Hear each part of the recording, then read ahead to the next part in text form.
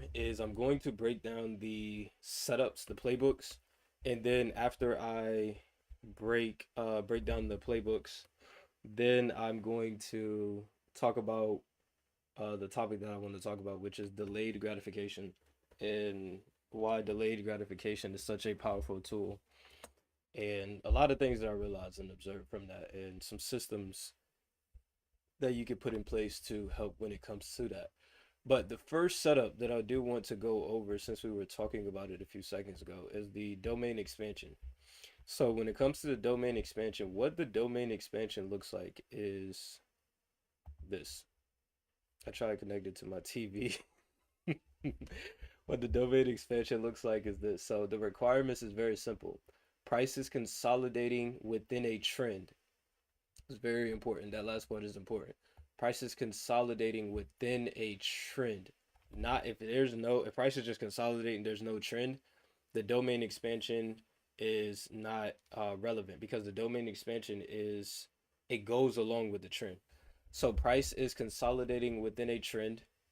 Number two is price fails to retest the support or resistance of that consolidation and stops within the middle range of it. And the third one is that rejection or candlestick pattern for entry after the candle closure. So what that looks like drawing it out wise, if the market is trading bullish, let's say the market is trading bullish. Let me make it a little bit bigger so it starts from the bottom. If the market is trading bullish, right? Boom, higher high, higher low. And then let's say we start ranging within this bullish trend. What the domain expansion is this. You see how price had this area of support and then it had this area of resistance. And what happens within this is price comes down. It does not come back down into these areas of support. And what it does, it starts creating higher lows, maybe consolidating, and it stops here in the middle. And it starts maybe creating a double bottom, some candlestick pattern. It stops here. It doesn't come back down to here. This is what the domain expansion is. Whenever that double bottom, bullish engulfing, whenever that pattern forms, this is where the entry would be. And when the entry is here, being that this is a domain expansion, with the domain expansion, more times than not, the setup itself, price doesn't come back down into this area of support. If price comes back down into this area of support, that domain expansion is not valid, and we want to be out of the trade because if price comes down here, starts bouncing off of this is a bounce play. That's a different setup. So with the stop loss on the domain expansion, it goes below that higher low. It goes below that area where it formed that higher low. It doesn't go below there because if you put it below there, that's not what the setup is. If you want to put your stop loss to give it more breather room, by all means, go ahead. But if you want to maximize the position, and for me, the way that I implemented and studied this system, it wasn't putting my stop loss. It was choosing one or the other. It wasn't doing both of them at the same time. I had to be, everything about my system has to be consistent. It wasn't sometimes I'll put the stop loss right here, sometimes I'll put the stop loss right there. I said, if I'm going to study this, I'm going to study one specific way. And the way that I studied when I did it was putting my stop loss below here. And this is how the system is built. Because when I studied it this way actually works. It plays out a lot more times than not. So this is when this happens. And then when you see this happen a lot more times than not, you'll see price have that breakout to the upside. It could either create like one full swish, and I'll show multiple examples on gold and even different pairs, but it could create that one swift movement to the upside, or you could see a break above and then retest and continue to keep going. But what the domain expansion is just telling you that price has a high probability of breaking out to the upside, and that range that it was in is potentially over and could continue to keep trending in the overall trend. It's a candlestick pattern. I know it's like a bullish flag or whatever. That's what this pattern would look like. But this is what the domain expansion looks like on the charts. So let me show you guys some actual examples of what it looks like. Delete this. You know what I should have did? I'm gonna actually, because this is my gold chart, I'm gonna go to the study session chart so I can have all these drawings up here and not worried about messing up my actual chart. Let me go to the study session chart. Let's go to gold. All right, so let me see if I can find an example. This right here is an example right here. I can see it right here. So we can see on this 1 hour time frame right here, we have the area of support and we have our resistance. We have this range that the market is in. You can see it's high, low here. It's in this range. And you see right here within this 5-minute candlestick, well, in the lower time frame, I could see it on the 5-minute time frame, but this is what it looks like playing out. You see how price was at the resistance, support, resistance, support, resistance. Look what happened. It didn't come back down into support. And look what it started to do. It started to consolidate within the consolidation range. You see how it started where's my mouse? We started consolidating here with inside the consolidation range. Boom, boom, boom. Rejection, rejection, rejection. This is the rejection. This is the hammer. This is rejection. It even created a miniature domain expansion with inside the domain expansion. You can see it came down. It was here. Support, resistance, support, resistance. And put it on the body. Actually, no, the low is right here. So the body is right here. It was support, resistance. And then look what happened. Higher, low, boom. This is where the entry would be at. The entry would be anywhere within this area, depending on how you enter. The way that you enter determines on you. Do you want to enter more aggressively with that rejection candle, or do you want to wait a little bit and wait till that bullish candle form? So the two entry methods, it wouldn't have been this first one right here. This one right here would have been the first entry method because you see there's two rejections.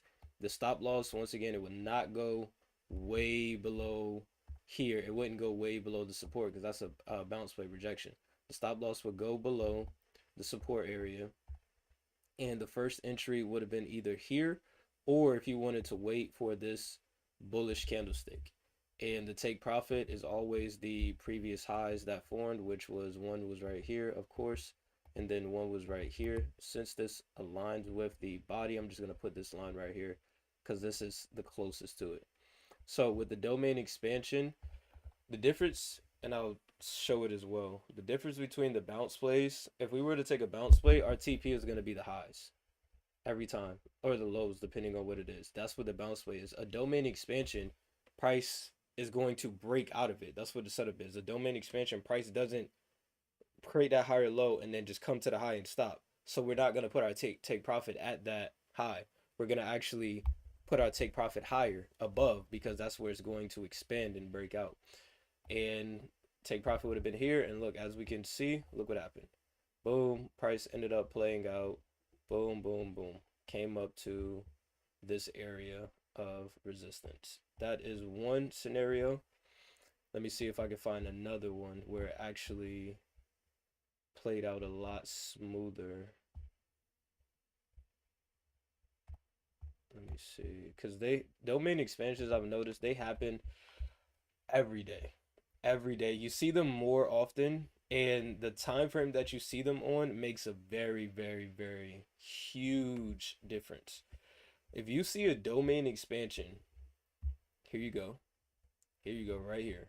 If you see a domain expansion on a 4-hour, a 1-hour time frame, when price breaks out, it's not just going to be a subtle breakout. It's going to be a much bigger breakout and a much bigger move to the upside. Versus on the 5-minute time frame, it'll still have a significant move, but it could have a lag and then retrace back a little bit. When you see it on a bigger time frame, it's a lot higher probability chance that price is going to head higher. So let's look at it from this aspect of things. If we go over here, let's look at it on the 4-hour time frame. So we have our lows down here, and then we're going to mark off our highs. This will be the highs because this was a price rejected this area more, because you see price just broke above, it overlapped it, and then it came down and started rejecting this. So this was just the overlap of this. It broke above, came back down below, and it started ranging within this area. So if I would have just dragged this over here, and we had this range here, this is a 4-hour time frame. So this was from Monday the 23rd, and the expansion happened. Let me hide this so I can see what's going on at the bottom. The expansion happened on the 27th. That's a few days worth of price action. Now look what happened. You can see before we go down to the lower time frame to look for the entry. Look at the difference of the domain expansion that happened within this than when we saw on that 5 minute time frame. It happened. Look at this is the domain expansion right here. Higher low. Look what happened. Look at how much price went up. This aspect of things. Just looking at the 4 hour time frame, I can show so many examples of that before we actually, because I want to break down this on the lower time frame. But where is it at? This one right here, this one wasn't a domain expansion. This was just bounce plays because price didn't create that higher low in the middle. Unless, nah, this was new, so that wouldn't happen there. This was another bounce play. This one was a domain expansion right here. This was the low. This was the resistance range that price was forming. Look what happened. Resistance, support, resistance, support, resistance, support, resistance, higher low, and look at the wave that happened here. Simple. It even happened again right here. Resistance, support, resistance, support, resistance, support, resistance. Look what happened. Started consolidating, didn't come back down to support. Look at the leg that happened there.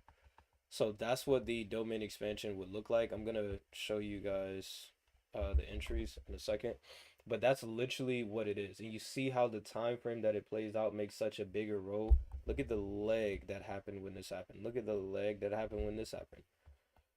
So let me go back to this one. Now that we know that this was this, the entries are always on the 5 minute time frame or the 1 minute time frame, depending on if it's how aggressive the market is moving. But when we come down into this aspect of things, come down into this area, you can see price came up into the resistance range, came down, and it started holding as support. The way to trade this would have been multiple ways, because if I'm not going to sit here and say, oh, I would have just waited to this played out. No, we got to be real what the strategy looks like. If I seen this and price came up to the resistance, came down to support, boom, boom, and I see that this was that middle area right here. This is like this support range within this area. Because usually, more times than not, if you actually just look left and actually look on the smaller time frames, that area that price stops and hold is actually a key area of support. It's somewhere where the 5 minute time frame has been internally rejecting a lot. So if we look left, we can see that here in this range here. You can see how price was rejecting, holding a support, broke below resistance a little bit here, resistance here, support here, support here, support here. So seeing that when price came down, rejected, created this lower high, then created this, higher low, it started rejecting this area and consolidating here, came up, created a inverted head and shoulders. There's so many opportunities to enter within this time frame. So many different opportunities. You could have entered here, you could have entered here. Where you enter that is just depending on you. You don't have to have however your entry method is. But just going down, back down to this, price came up here, it came down, started consolidating all of this. Now price started ranging within this area. You could have easily taken buys anywhere within here. Let's just say we entered right here off of this tweezer bottom. We entered off of this tweezer bottom. The stops will not go below here. The stops is going to go below the support range, because if price comes down and it fails to hold here, price is most likely going to come back down into this area, and that domain expansion is not a valid setup. So we would enter here. The target is going to not be, especially we seeing this on a 4 hour time frame. The target wouldn't be right here. The target, of course, is going to be the high, but you see how price got to the high? Came exactly to the high, higher low, and continue to keep going.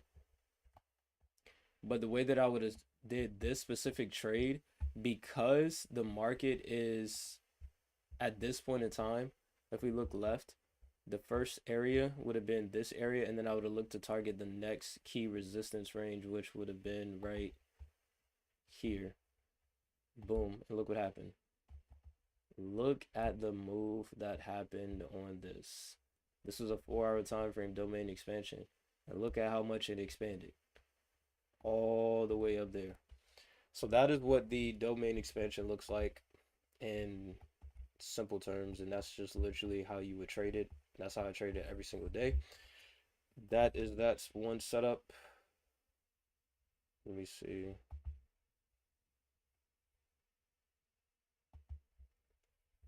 The next setup is, let's look at the bounce play. The next setup that we'll go over is the bounce play. So the requirements of the bounce play is prices trading at a previous high or low in the trend. Price shows signs of rejections, consolidations, or failure to break through. It's a shift of structure and a rejection or candlestick pattern for entry after candle closure. What a bounce play is something like this.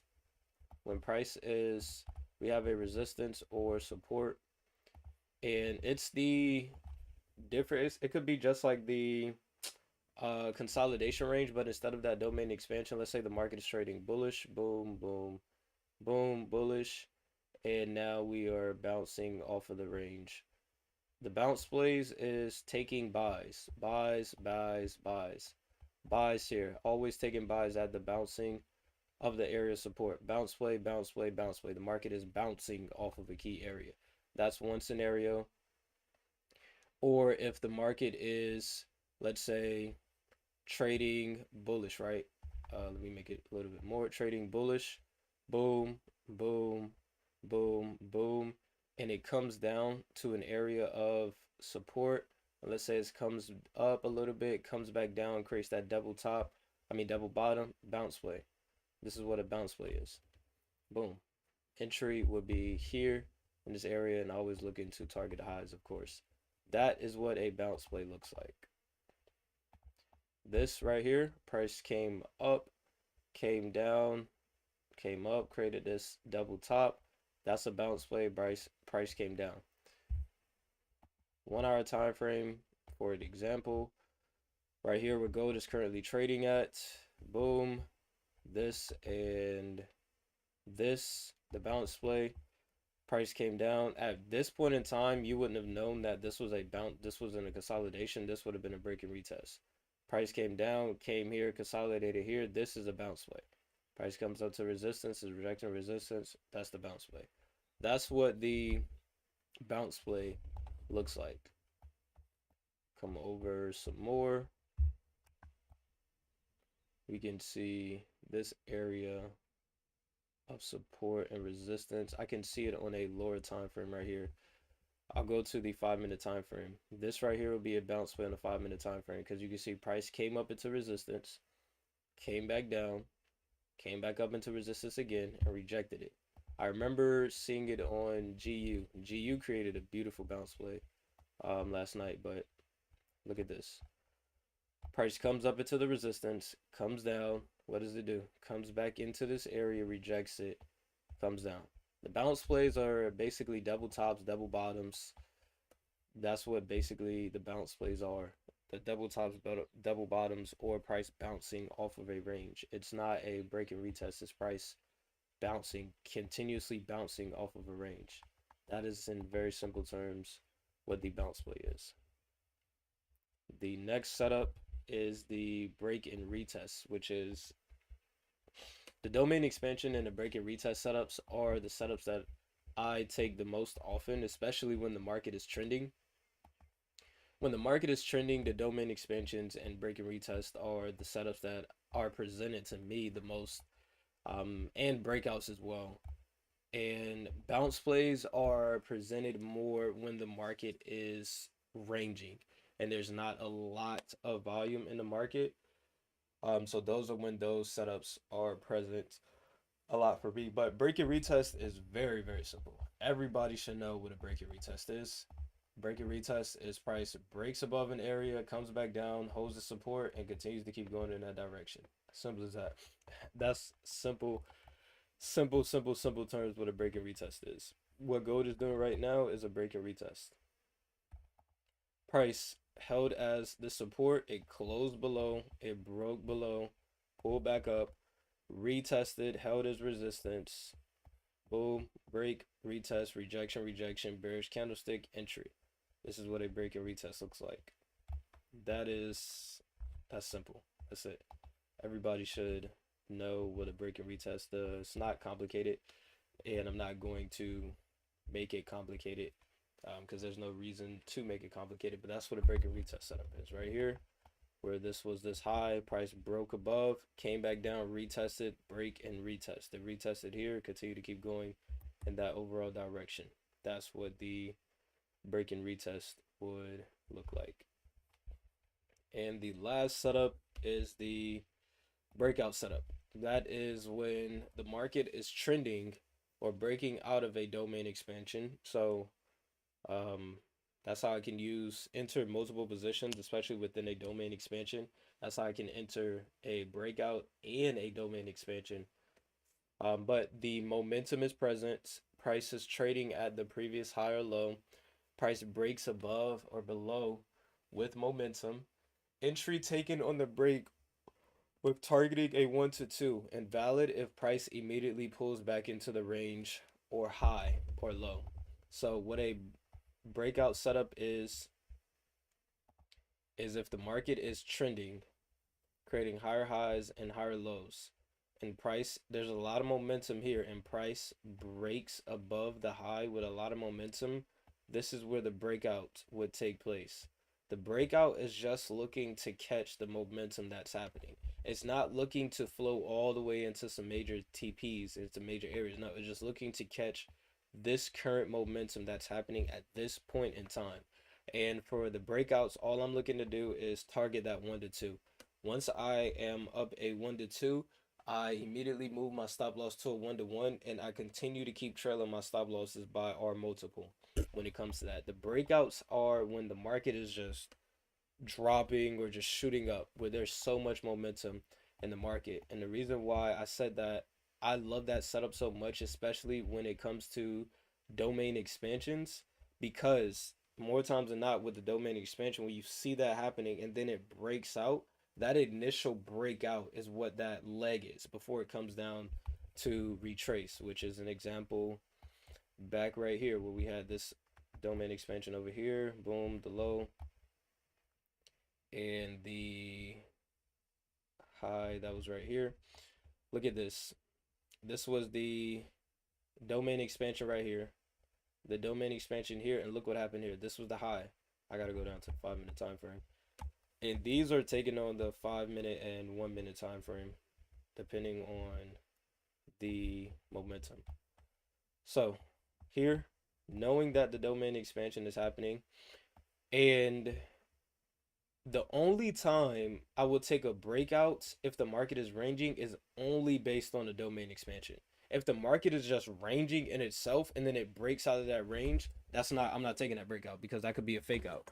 The only time the breakout would make sense in the domain would be if that domain expansion plays out. If not, then I'm waiting on actual structure, like the market is actually trending, creating higher highs, higher lows. This is a high breakout, this is the high right here. This is the breakout here when that is trending.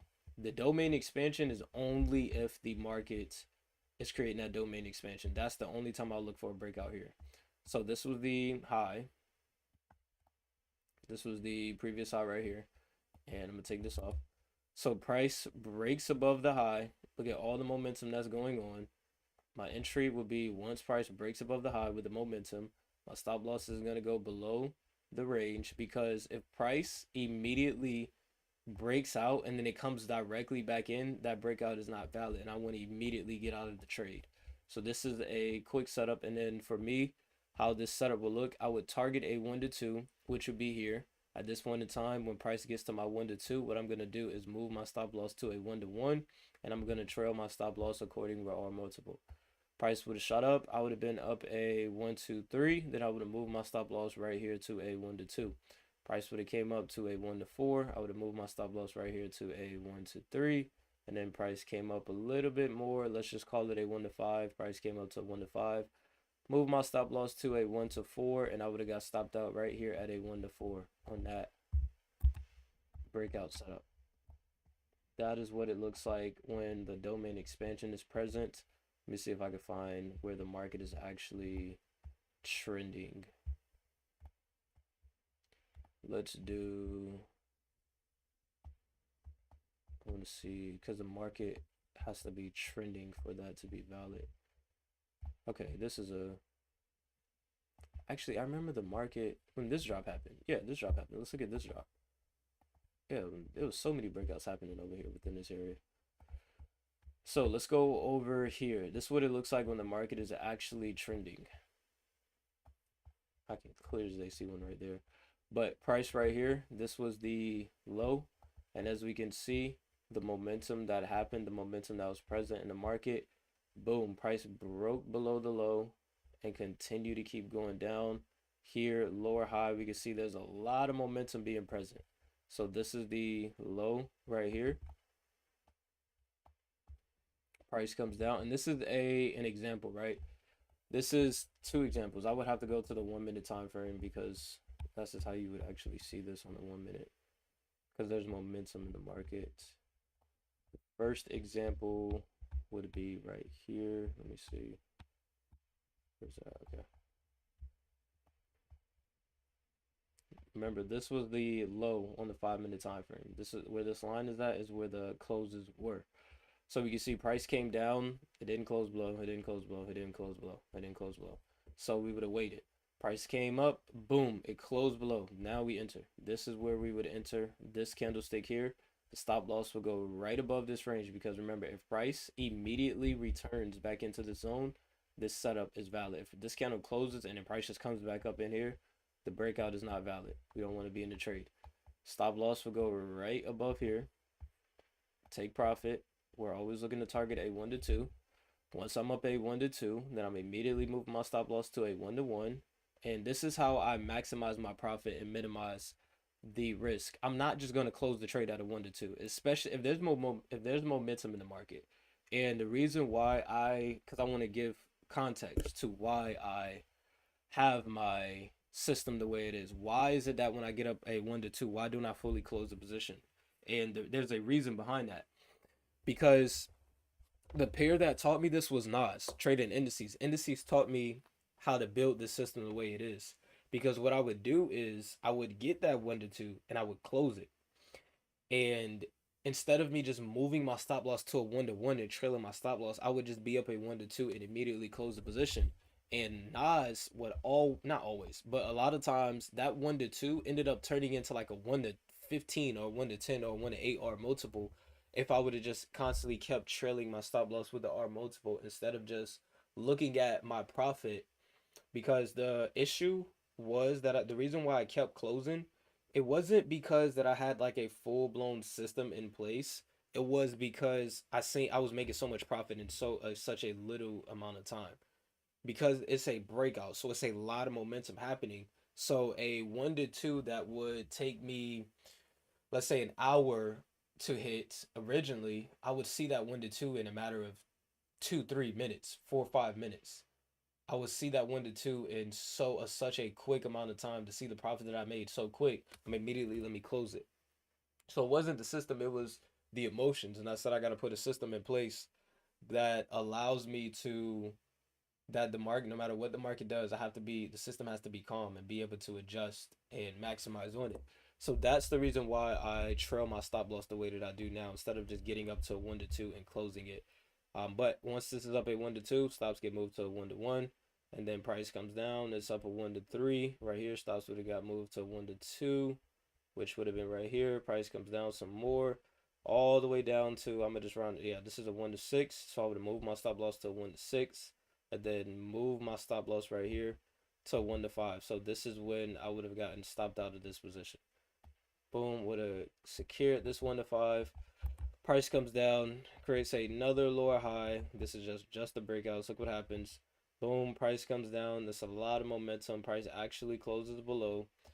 Entry, stop loss above this range, because remember, if price immediately turns around, don't want to be in the setup. Same exact concept, 1 to 2, boom, boom. Price would have came all the way down to a 1 to 5 R multiple, and I would have ended up moving my stop loss right here to a 1 to 4, and would have got stopped out right here at a 1 to 4. That is what the breakout looks like, and that is how I apply all of my setups, all of my playbooks in the markets. Hopefully that made sense to you all. And if you all have any questions about it, definitely let me know. But that is that's what my systems look like. That's what they look like. How I created them, that's a completely different topic. That's the result. What you see, all of this, what you see is the result. The work that was put behind it, exactly what I did and exactly how I built the systems, that's a different topic. This is just observation of the system. Explanation of how I created the system is different because I created each one of these in different ways that was to me, just like how I talked about with the breakout. Because the reason why I trail my stop losses the way that I do is because of, like I said, I used to look at my profits, see I was up too close, up too much, and I told my system that I had to do it because I built my system, I built my foundation first within my system, and then I critiqued my playbooks to match the foundation. So that first, the breakout, the way that the breakout used to be, every time that I was up a 1 to 2, I would immediately close the position. That's what the breakout used to be, but that didn't align with the foundation of my system. So I had to critique the definitely watching the stream again. I understand this completely. All praise to the Most High. I'm grateful that it definitely helped you. So one of these streams, probably next week, I'll actually talk about how I created these systems, how I actually create, like what did I actually do behind the scenes. Not just the result. I don't just want to show the product. I want to show the product so you guys can see the result and see how what I did actually worked for me. And then I'll show you guys exactly what was the work. Like, how did I build out the bounce play setup? What was the back testing session? How did I collect the data? What did it look like? How did I do the domain expansion? Because the domain expansion was that's the newest, because remember, we used to call it the bread and butter. But I wanted to give it an actual name. I wasn't going to keep calling it bread and butter. But that was something that I learned not recently, but breakouts. I've been looking at breakouts for years.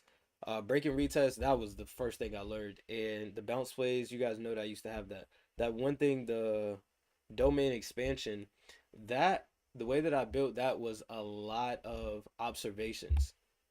I learned that a lot from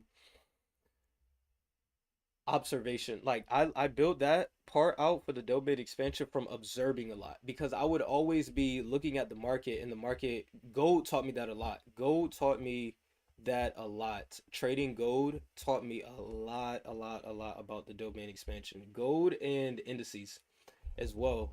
Because gold, when gold was making all of those big pushes and gold makes those big moves, like gold will have a huge leg down, and then I would start seeing it consolidate, and then gold would just keep on dropping. And I'm like, okay. Because a lot of time, you guys know this is a gem with gold. A lot of times, if there's a lot of momentum in gold, gold will be in a consolidation range. And when it breaks out, it doesn't break and retest. It would just keep on going. There'll be times where you may get like a subtle break and retest on like a 5 minute, 1 minute time frame. But if you see gold a lot of times where it's momentum, if we could just look at it, right? Let's just look at some scenarios real quick. Look at how price was ranging and look when it shot up. It shot up and it came down and it retested it a little bit before shooting back up. But right here, when price was in this consolidation range, it just shot down. It was in this little consolidation range, it shot up. It was in a, let me see, consolidation range, right? Prime example right here. A consolidation range right here, and it shot down. There was a domain expansion right here, though. This was the low. This was the highs up here. Price came down, started rejecting. It didn't come all the way back up to the resistance range. It started creating lower highs and then it dropped. So I was analyzing, I kept on analyzing gold. I'm like, I'm not catching the setups. How can I catch these setups? Because gold just keeps on, especially what really this market condition right here. This really helped me a lot when it came to building the domain expansion. When the market was just shooting up and up and up and up, I built out the domain expansion within during this period. During this period of the market just shooting up, this is when the domain expansion got built, because I kept on seeing scenarios like this, right?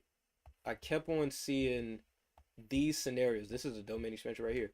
But I kept on seeing the market ranging and ranging and ranging and ranging. And then it'd just completely shoot all the way up. And I'm like, yo, how can I catch these moves? It kept on happening over and over and over again. It would consolidate and just shoot up. Like, okay, I missed out on that. It would consolidate and just shoot up. I'm like, okay, I missed out on that. It would consolidate. Even you can see within this small time frame right here, there's a domain expansion right here. Low resistance range right here. You can see right here, it doesn't come back up to that support. It kept on consolidating and it would just shoot up. I'm like, yo, what? How can I catch these moves? And then I started to pay more attention in detail. Then I started to zoom in more. And I said, wait a minute. I see a repetitive pattern. I see the lows that form. I see the highs that form.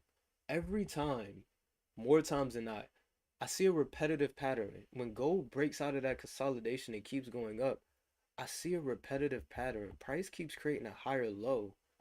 It doesn't come back down into that support, and then it breaks up, breaks out. I started noticing this a lot more here. This was the support. This was the resistance range. You can either call it right here, or I'm just dragging it right here.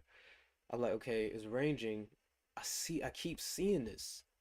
Price is not coming back down into the support. It's rejecting it again. It's not coming back down, and then it breaks out. Interesting. I keep observing. I keep seeing this play out over and over and over again. We see another scenario.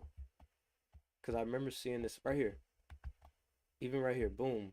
And this was the high of the range. Here. Prices in this range is consolidating. Here we go again. It creates another higher low. It's not coming back down into this area of support again. And then it breaks out again. And I kept on seeing that more times than not. It was at this low. Well, this one is a little bit different. That one is a little bit different. This one right here, for example. This was the high up here, and this was the low. Price didn't come back down into this range. It wasn't rejecting back this. It shot up. And I kept on seeing this over and over and over and over again. The high, the low. Price came up, came down, came up. It didn't come back down into this area again. And it kept on shooting up. That is how I was able to build out the domain expansion. It came from observation. And then once I started seeing it so many times, that's when the application came into play. And I said, all right, I done seen this play out, let's say out of 20 times, 18 times I done seen this play out. I'm actually start getting into the trade. Let me actually start taking these trades. And that's how I was able to critique and improve the actual entry aspect of things. Because I started to look and see, okay, if price keeps creating the higher lows, and that's why I came up with the, remember I told you guys where the stop loss goes. That's why I kept on saying, okay, if price is ranging, and then it creates here, and I've seen more times than not, it doesn't come back down to here. Why would I have a stop loss below here? If more times than not, once it creates that higher low, it continues to keep going, I'm going to put my stop loss below here instead of below here, because I've seen the times where it didn't play out. And when it didn't play out in price, this setup, let's say the domain expansion wasn't valid and this was just a higher low, I mean a double top, price would come back down to the area of support and either reject it and continue to keep going bullish, or reject it and just completely break below and go to the downside. That's an invalid setup, and I don't want to be in the trade anyway. Or if price would have came back down here and rejected it, I knew that this was my bounce play setups.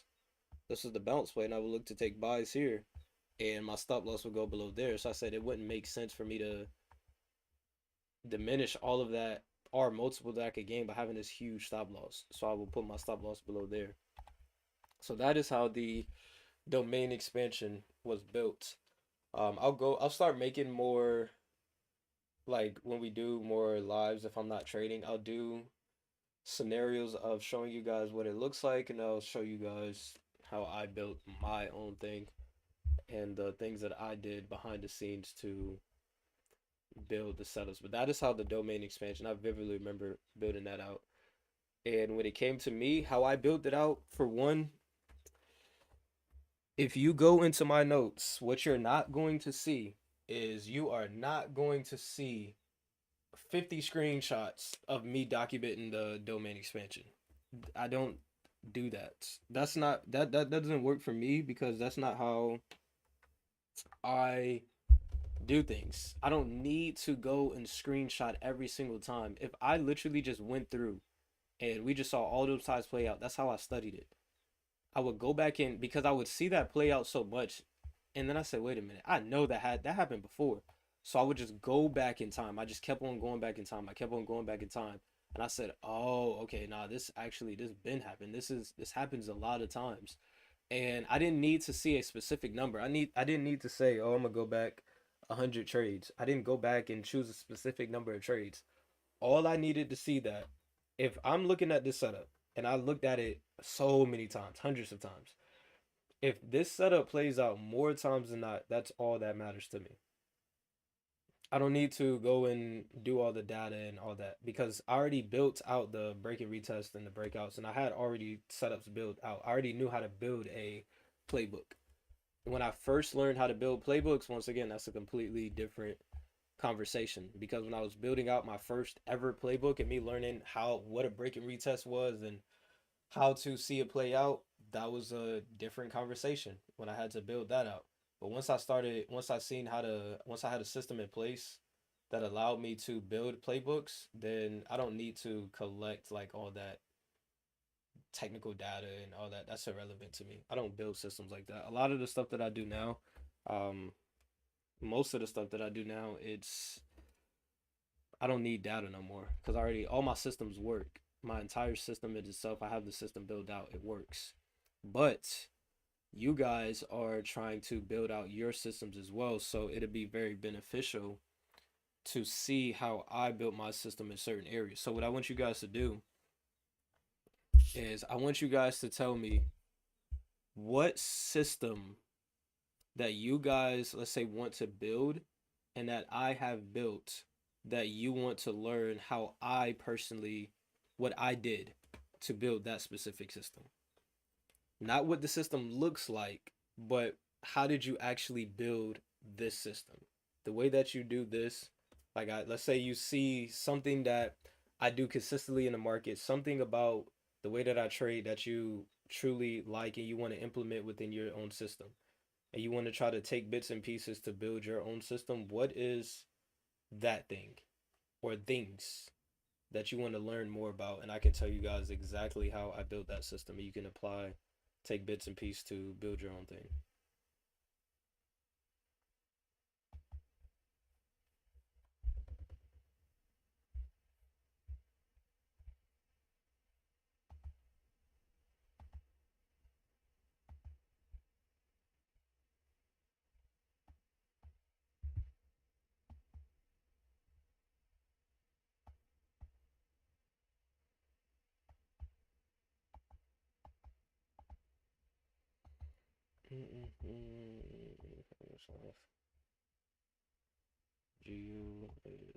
GU traded beautiful last night. GU traded beautiful last night.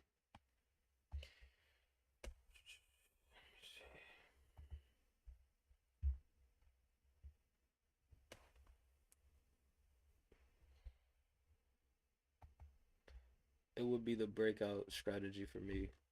Oh, that is interesting. Okay, perfect. Beautiful. Beautiful. Where's my notebook?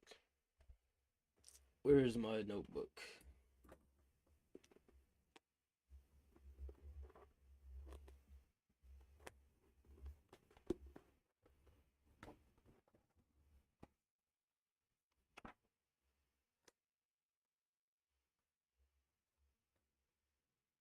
I even built out my whole system for my training, like my planche and front lever training. I sat down I think it was yesterday or the other day, and I built out this entire system of how I train planche and front lever every day now. Let me see.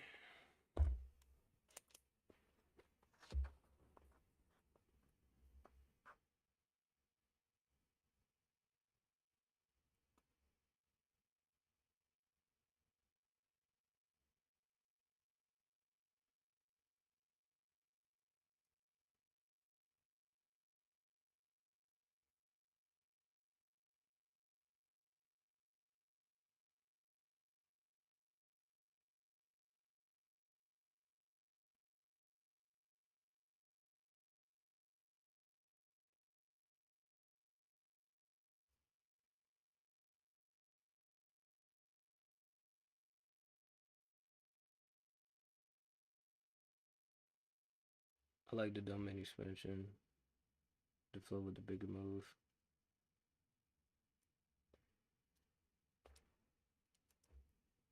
Yeah, that's the. I love the domain expansion. That's one of my favorite setups.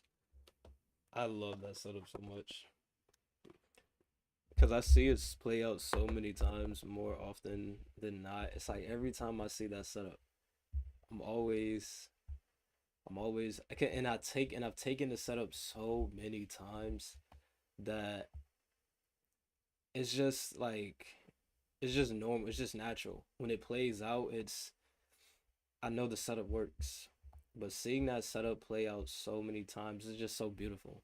It's just beautiful to see repetition. That's like the biggest thing for me. It's so beautiful to see repetition, and that's why I made the topic of the video. What I did was the power of delayed gratification. Delayed gratification is so much blessings from it because when you first start off at something, you always want to have, you want to hit that goal, whatever it is you're trying to reach, and you want to try to find the quickest ways to get there. And to me, at the beginning stages, I was thinking the quickest ways to get there was to have multiple things. Multiple, if I had a whole bunch of things, then that would be a quicker way for me to get there, right? Because I got more things. And I've learned and realized that that wasn't the case.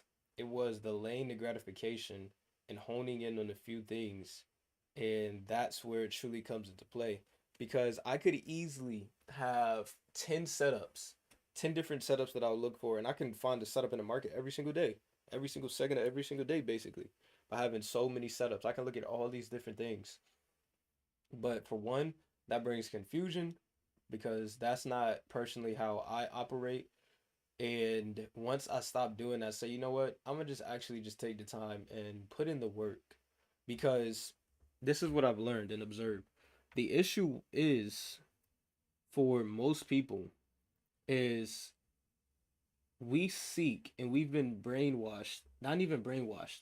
I can't even say brainwashed. I don't even want to say brainwashed because we allow that to happen. The systems that we've been taught and the systems that we've learned and adapted to, it teaches us that to seek and crave dopamine.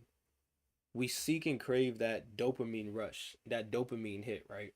We want and once we've done that so many times in our minds subconsciously, that's what we're seeking out. So that's the issue was for me.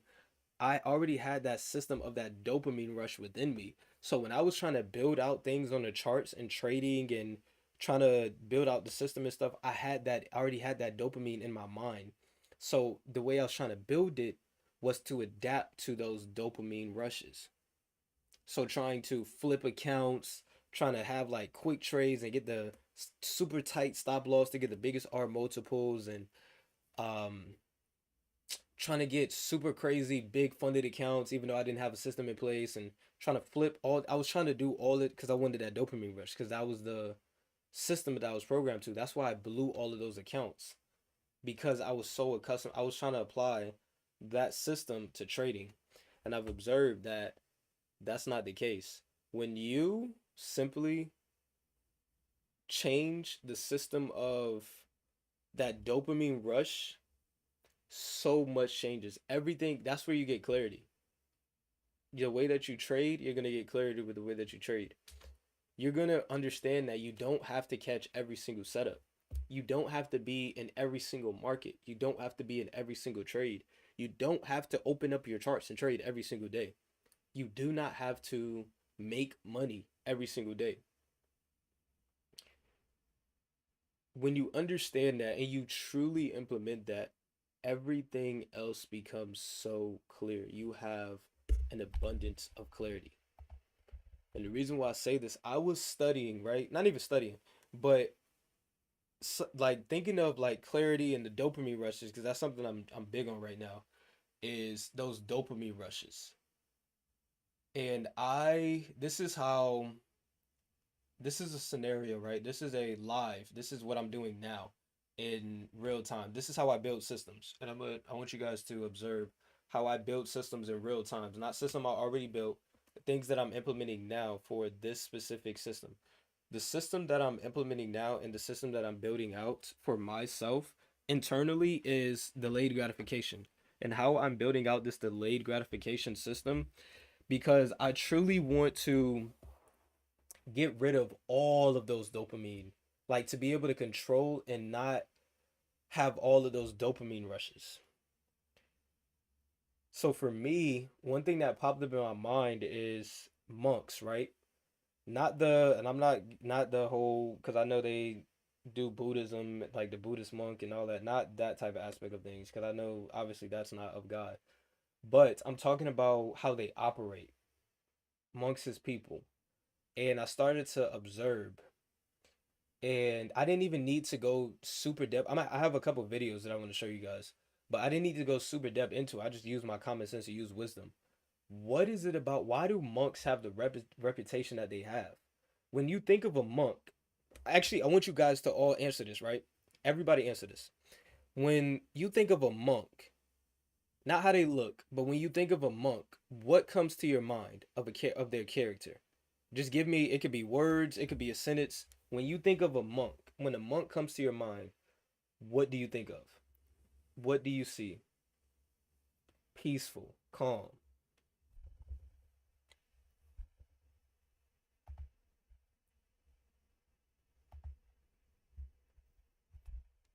Yep. Let me see. Let's see what's up. Make sure I have this one up as well. Cool. Boom. So I can see the full chat because the chat was cut off a little bit. But boom, yes, when you think of a monk, peaceful, somebody's calm, they're disciplined, super disciplined, right? They have super amazing focus. They seem one with themselves. They don't care or worry about nothing of the world. Like they just seem so at peace. That's why they got the whole monk mode. There's even a whole, they got their own monk mode. When you think of a monk, these people that are just in temples, in mountains, they're just sitting there meditating for hours and hours and hours. It's just so peaceful and calm. When you think of a monk, nobody thinks of a monk and thinks aggressive, rage, sporadic, confusion. Nobody ever thinks that of a monk. So I asked myself, what is it about them? That one thing, that dopamine. They don't have the dopamine systems and those dopamine rushes that we have. Why? Because for one, they are like in mountains and stuff, so they're secluded from people, so they don't need the self gratification from people. They don't need the what's the word? The attention from others. They don't seek that.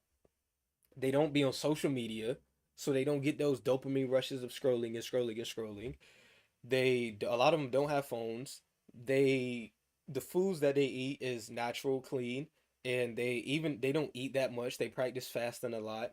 They spend a lot of time in nature. So those dopamine things aren't even present for them.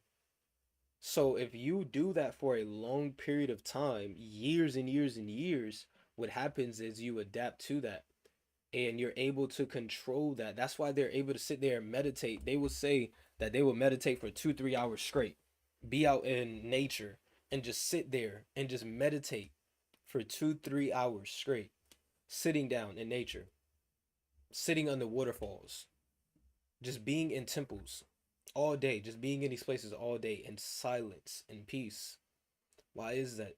That's not hard. It's because they've adapted to that. That's normal to them because they don't know what the dopamine rushes that we get are. We can't sit down for 5 hours straight, 30 minutes straight. We can't not scroll on social media. It's like that we just gotta get that dopamine rush of scrolling. Gotta get that dopamine rush of scrolling. Food. Food is so easily accessible. That dopamine rush that you want to get from that you get from the cookies, the McDonald's, that taste, that Chick-fil-A sandwich, that dopamine rush that you get from it. And the once again, I can never blame the people because it's not them, it's the spirits, and that's what the enemy does. He's doing his job. But the things that are in our foods, the things that we consumes, they use these ingredients that they make that makes us do that. It makes us crave it more. And that's how they hide that in plain sight. They hide it in plain sight, so you can never say, "Well, you wasn't warned." That's why they always reveal to us what they're doing, because they are. That's what Satan does. He reveals it to you and tells you, "This is what I'm doing. There's nothing you can do about it. You can't say you weren't warned." I was laughing in your face the whole entire time. So they do all these things. They put all these foods and stuff. This is what the system that they're doing. This is what they're doing to control us, and this is how we break free from that. That's why every time you get on any single app, if you open up YouTube on your phone right now, the YouTube app on your phone, what do you immediately get greeted by?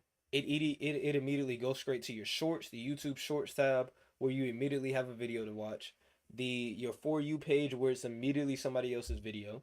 You open up Instagram, it's immediately, unless you have um your suggested and stuff turned off. But when you open up Instagram, it's immediately some dopamine rush that you get. You go to the explore page, you constant swiping, immediate a whole bunch of videos. They have their own reel tabs. Same thing with TikTok, Facebook as well. Every single app, Twitter, every single app. As soon as you open it, you get greeted by dopamine. That's why porn is so big and so heavy. Dopamine. That's why gossip is so big and so heavy. Dopamine. You get that instant rush, that instant gratification. That's why monks are so peaceful, calm, because they don't have that. And I asked myself, I said, wait a minute. That's what they do. How can I incorporate that? And I've started incorporating and doing certain things. One of the biggest things that I do is I delay the gratification. Anytime, yeah, have a blessed day. Anytime that, let's say for example, there's a decision that I want to make or there's something I want to buy, I tell myself, okay, hold off to it, delay it a little bit. Come back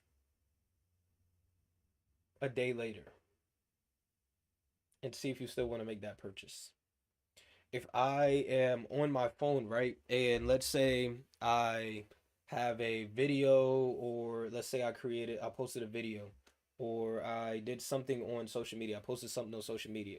When I get that and I look at my phone and I get that first initial reaction, I look at the Instagram app, I look at the YouTube app, and I say, I want to click on it. I say, you know what? Don't click on it now. Come back an hour later. Come back 2 hours later and see if you still want to and see if you still want to do it. And anytime I'll go to YouTube, it's like, oh, this video. Come back later. Anytime I want to go, let's say, check my emails or check any or open up a specific app, I just pause for a second before I open up that app.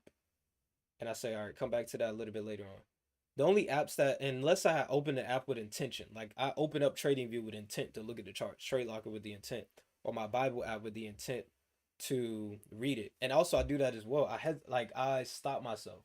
Okay, when I go to this Bible app, I have to have an intent of me going to it. I'm not just gonna open up my Bible app and read it just to say I read the word. Before you click on this app, if you don't have an intent, before you open up your Bible, before you make this decision, if you don't have an intent to do it, intent something in place, don't do it. Just stop. Just sit in silence. Come back to it later on.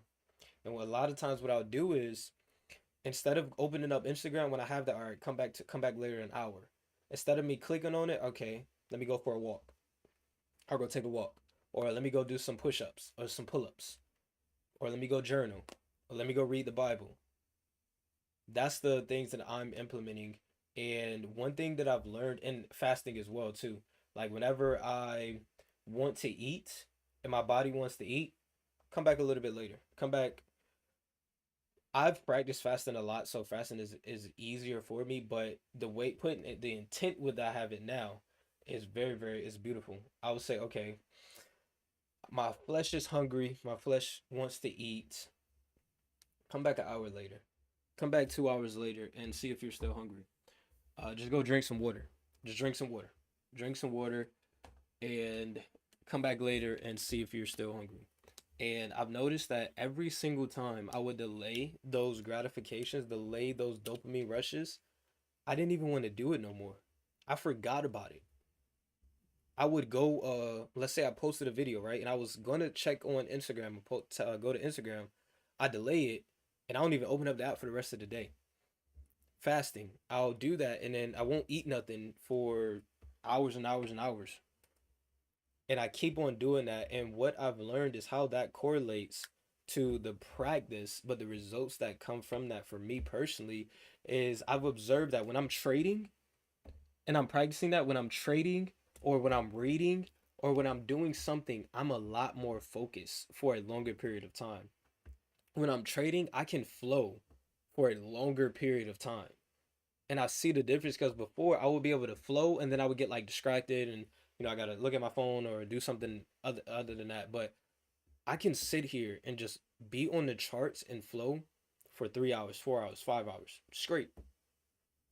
And I would obviously read my Bible and X, Y, and Z, but I would just stay calmer for a longer period of time and just stay in that flow state for a longer period of time. When I'm reading my Bible, I have a lot more clarity when I'm reading the Bible. I understand things click out a lot more to me, and I'm able to sit for longer periods of time and read my Bible. I'm able to sit in silence for longer periods of times. It's easier for me to sleep. I can go to sleep a lot easier. It's so many things that are so beneficial to me when it comes to applying that. Like me, that's just one practice that I do every single day that I'm really putting a lot of emphasis on now. That's currently what I'm doing now, and it truly is a lot. It's so beneficial. Like it's so beneficial to me. And I personally am going to keep on doing this. So this is what I do now. Like even today, like when I woke up, I wasn't hungry because I don't usually eat in the morning anyway, and I don't usually eat that much anyway.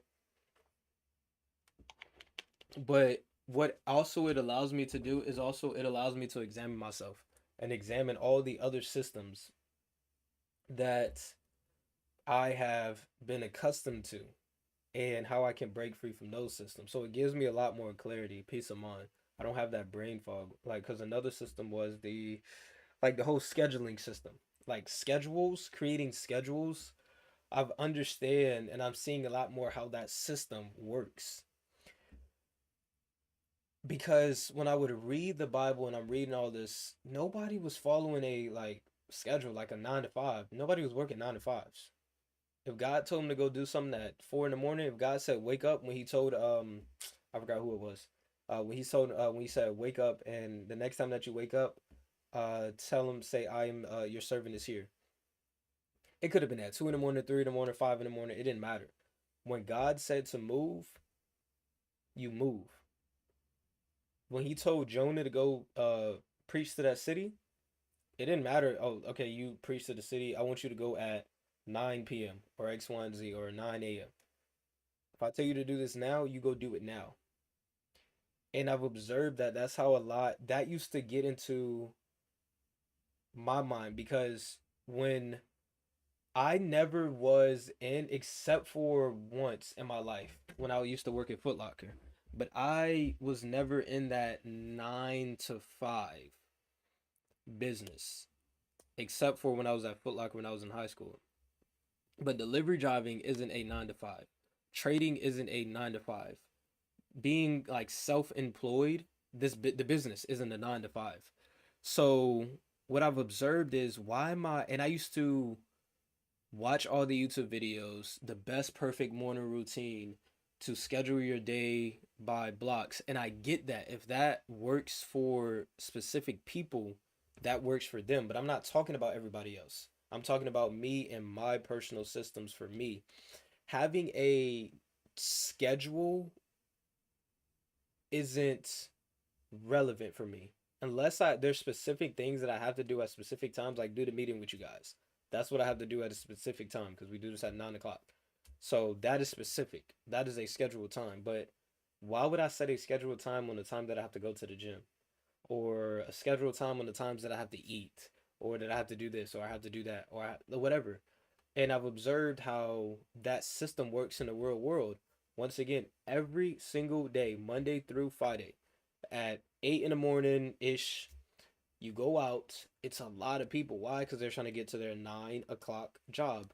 You go out in any area at that 5 p.m. where, people usually get out, depending on the time of your country.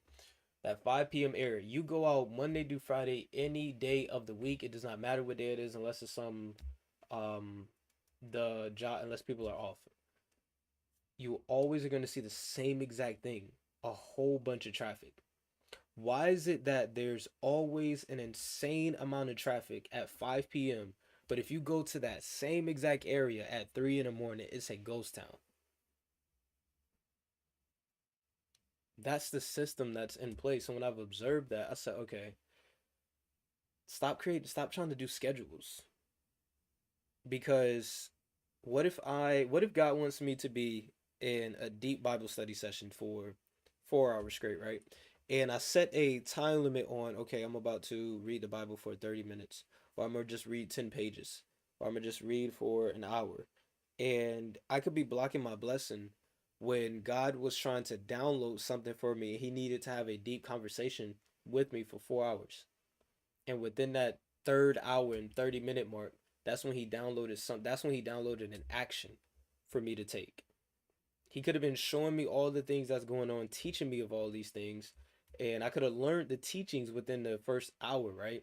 And if I stopped there, he could have given me an action to do, that what he wants me to actually apply and what he wants me to actually do in hour two or hour three.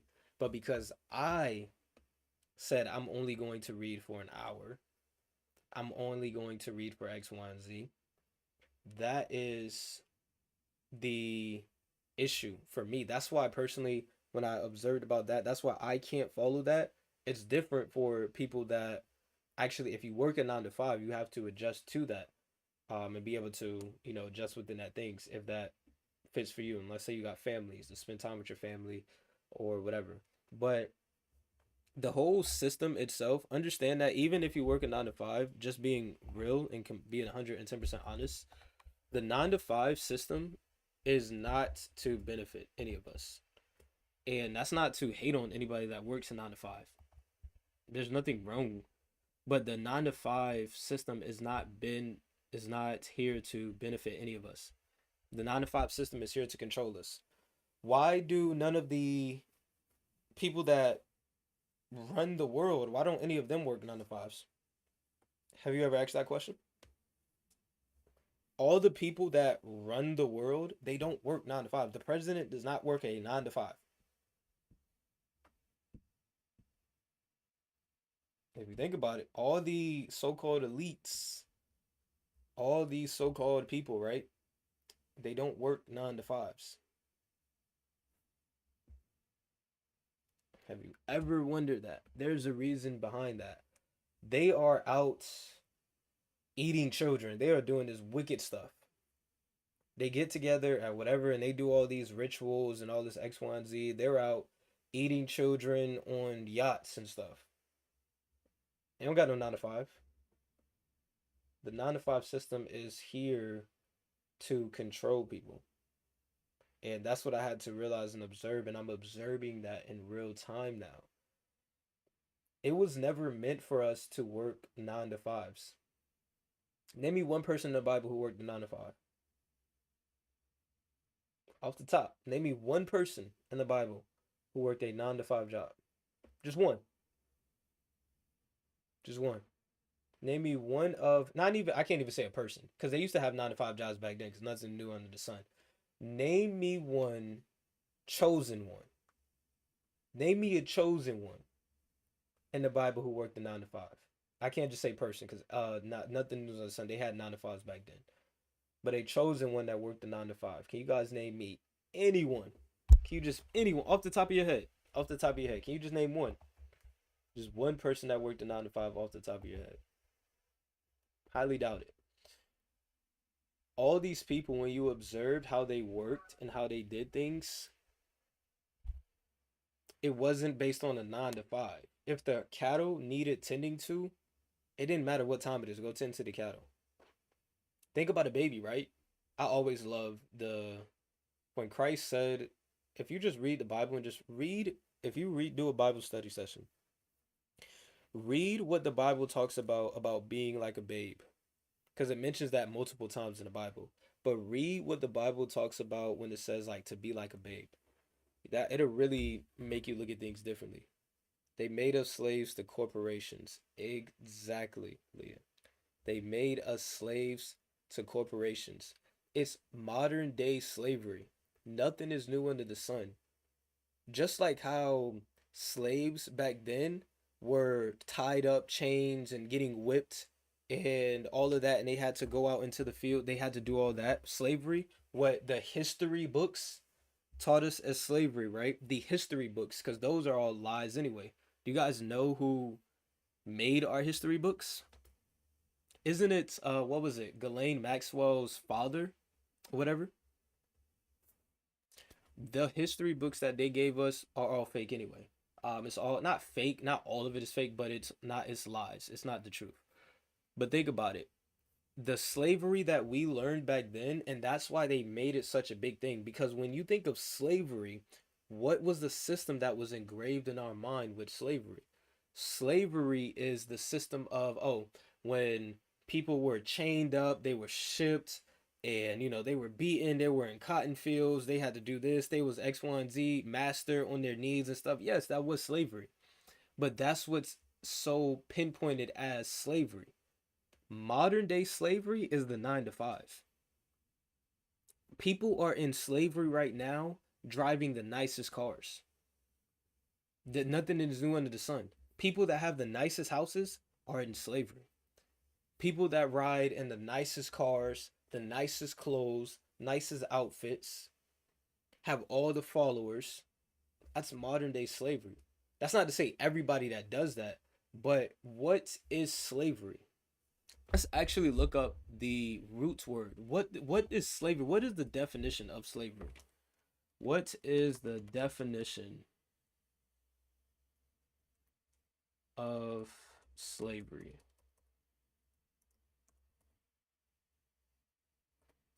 Let me look this up. What is the definition of slavery? Wow. Wow. Wait a minute. What does this say, guys? What does this say? Slavery, let's read this together. Slavery is a what? You can't make this up. Slavery is a what? A system of what? Forced labor and severe exploitation where individuals are treated as property owned by others and deprived of their liberty.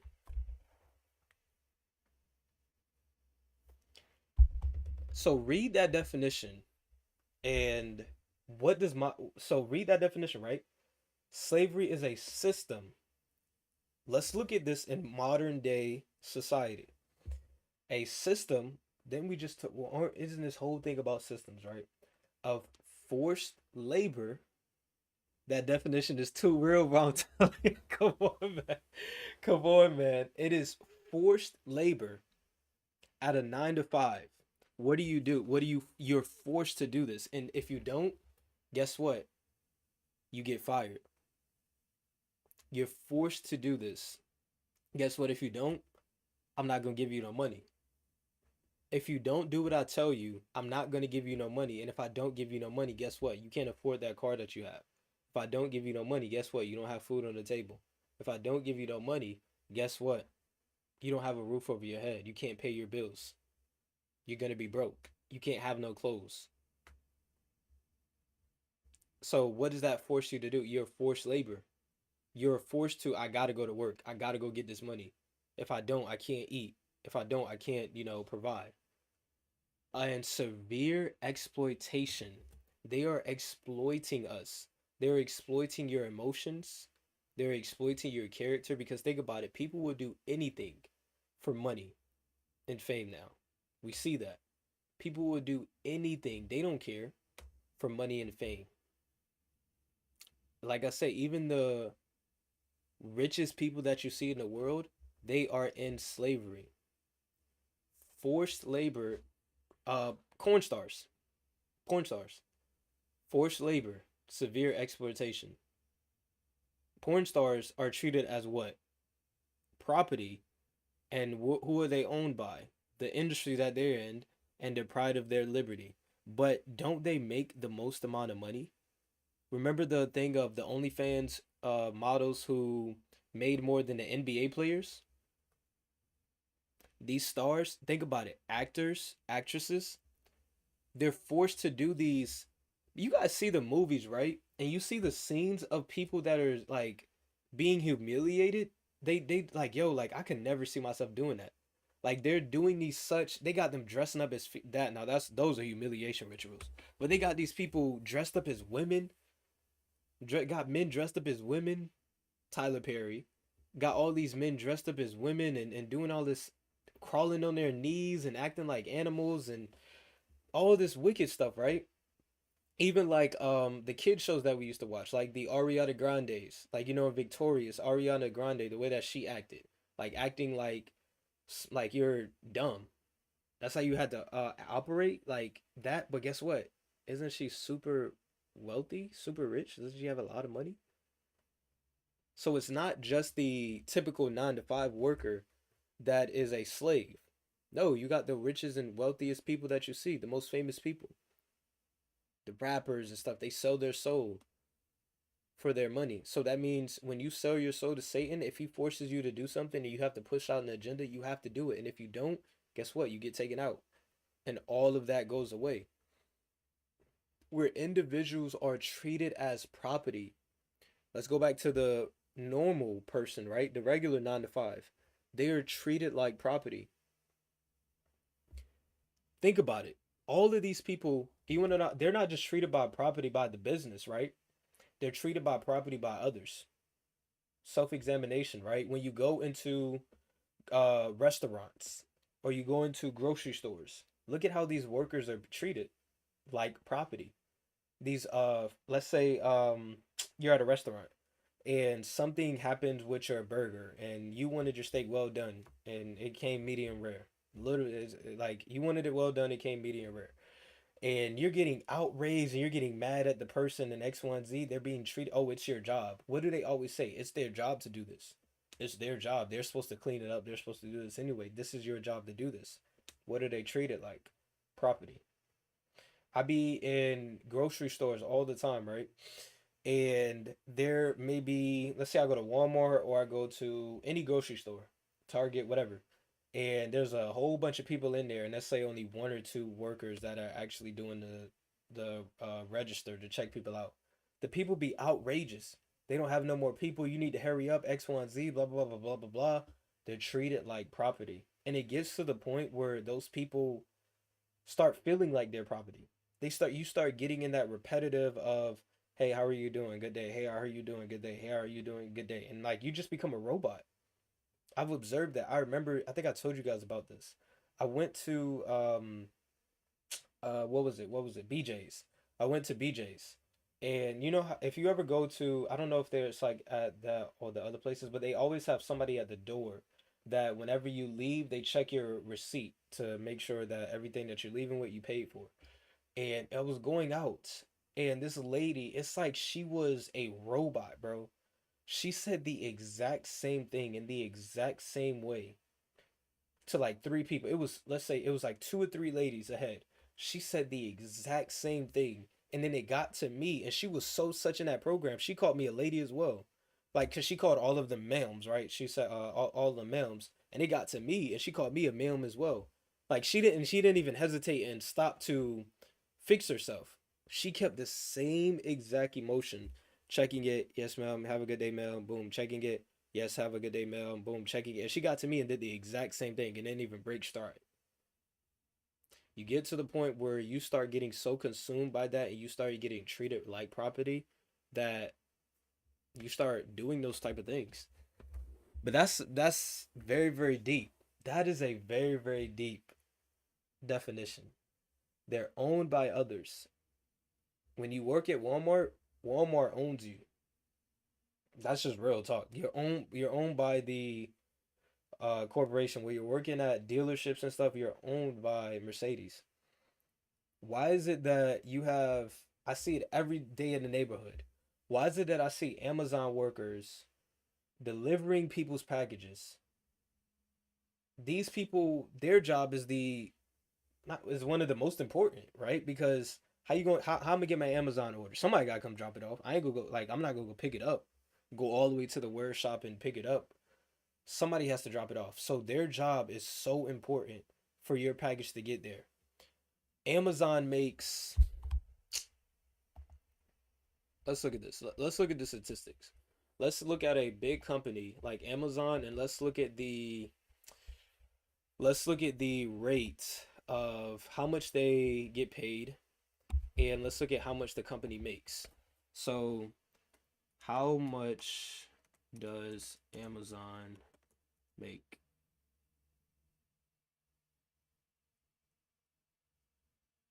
a year? $712 billion total revenue. $712 billion a year. Name me one Amazon worker who make six figures a year. How much does Amazon delivery drivers make?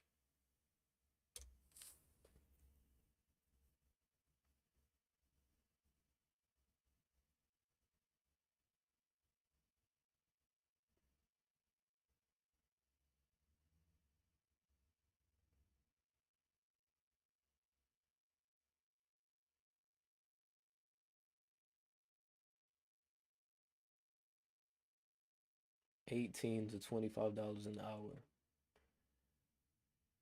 Max $60,000 a year.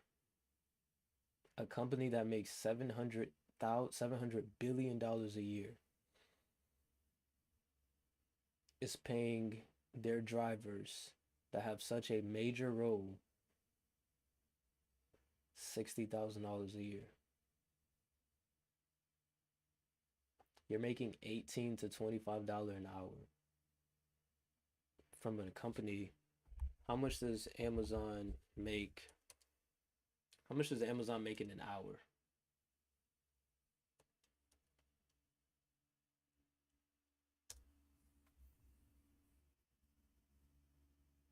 No, not a person. Um, no, that's not what I'm trying to look at. How much does Amazon? Let me just see how much does Amazon make a day? Make a day.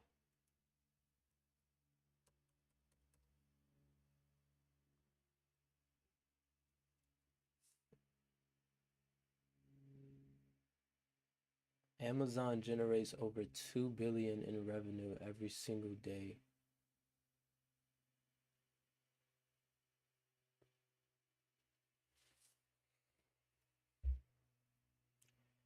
Amazon generates over $2 billion in revenue,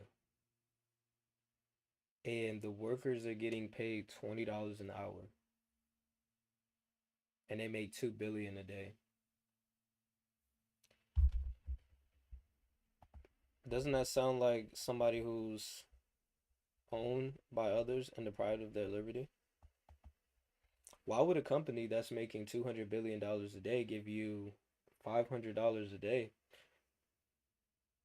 Because they know that if they keep giving you that, you won't need to rely on them. If they gave you $1,000 a day from doing what you did, you wouldn't need to rely on that job as much. Like, not necessarily rely on that job, but you wouldn't have the issues of the world going on. Car notes, house payments, rent, psh, nothing. Nothing. Everybody would be rich and wealthy. So when you understand that, that's what I was able to see. That's what the Holy Spirit has taught me and led me. This is literally modern day slavery. The systems that we have been taught is modern day slavery. The whole 9 to 5, that is modern day slavery. Real talk. That's just real. That's when you have to, and I understand why. Let me show you. It's like it's a video, right? It's this dude. It was like he didn't have. He said he had. It was like a monk. He had no money since he for like 16 years, not even a penny. I can believe that. That is, I can believe it. I definitely can believe that because, like I always say, all these people back then, they had gold, but gold is gold. Like now we got the dollar currency. They had their currencies and stuff like that, but the currencies were made by the kings. They were not the kings, the rulers of those people, or kings if you want to call it. But the currencies was made by them. It was to tax their people. It was to control their people. If you're gonna stay in my country, you're gonna buy my things, you have to use my currency that only works here. So you have to, in order to buy things that is in my country, you have to use the currency for that country. If you don't, you can't buy this. So what does that force you to do? Now you got to get their currency. Doesn't that sound like today's ages in time? If you go try to put yen in a US bank account, it's not gonna go through. You can't use, let's say, dollars, like US dollars in like China or certain places. You gotta, what do you have to do? You have to convert your money to their money. In order for you to live in their country and their place, you have to use their currency. Doesn't that sound like control? We are all living in modern day slavery. If we have to rely on money and we have to rely on somebody else and the government to make sure that a roof is over our head, and this is just real talk, this goes for all of us. If we have to rely on money, their systems, if we have to rely on them to have a roof over our head, have food on our table, clothes on our back, if we have to rely on them, then that means we are a part of the slavery system as well. That's just real talk. And we've become so engulfed and so deep into it to where it's like now you got a house, now you got, cars, now you got all of these things where you become so reliant on them that when it's time to transition and not rely on them no more, it may seem like it's so overwhelming, but it's really not. And that's what I'm observing. Because in the biblical times, once again, God took care of everybody.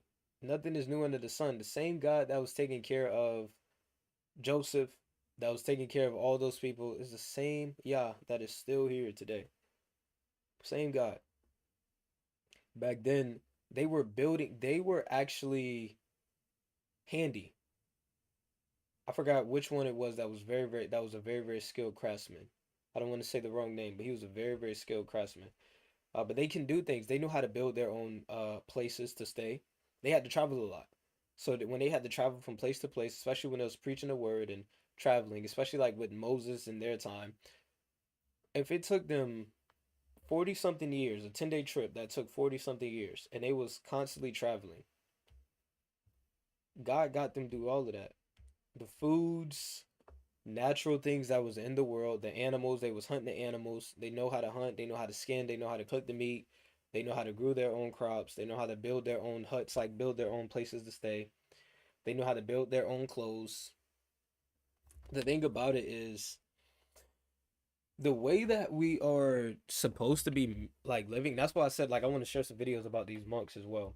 That's what the monks like. The monks just like popped in my mind by the way that they live. They don't care about the clothes that they wear. They don't care about all the fancy stuff. But the way that the system has brainwashed us, and now the way that we look at things and view things is status, fame. It's like we need the minimum is this. Like the minimum that the world says, like you got to be having this, you got to have this type of car, you got to be doing this by your 20s. If you're not doing this by your 20s, you're lost, you're never going to make it. So they fearmonger you into that. But in reality, the clothes that you wear, who cares? You don't need the fancy clothes. You don't need the Gucci and Louis, and you don't need all the crazy fancy stuff. You don't need all of that. You don't need 15, I'm gassing with 15. You don't need 4 meals a day, 5 meals a day. You don't need all of that. You don't need the biggest house, the biggest mansion, the nicest cars. You don't need all of that. But the world has made that the normal. That is the normal nowadays. When all in actuality, that's why it's so, once again, slavery. That's why it's so rare. And that's why it's so hard to find peace. Think about it. Think about how much of a finding peace is like finding a needle in a haystack, right? That's why in today's ages, that's why it's very rarely any people that have true peace. You can be happy. We can all be happy. But having actual true peace, it's rare to find that because the systems have built us in that dopamine and put us in that mindset that the bare minimum is all the way up here. So we feel like we got to reach all the way up here just to have peace, when all in actuality, peace is way down here. True peace is way down here. You don't need that much. You really don't need that much to have true peace. Let me share these couple of videos that I had. Real quick. Let me see. Small things like this. And what they do as well, this right here, right? When I tell you this, it completely, I want you guys to sit with this and think with this for a second. And when I say this, it's going to click why the way that the system is now, why the way that the world is now, right?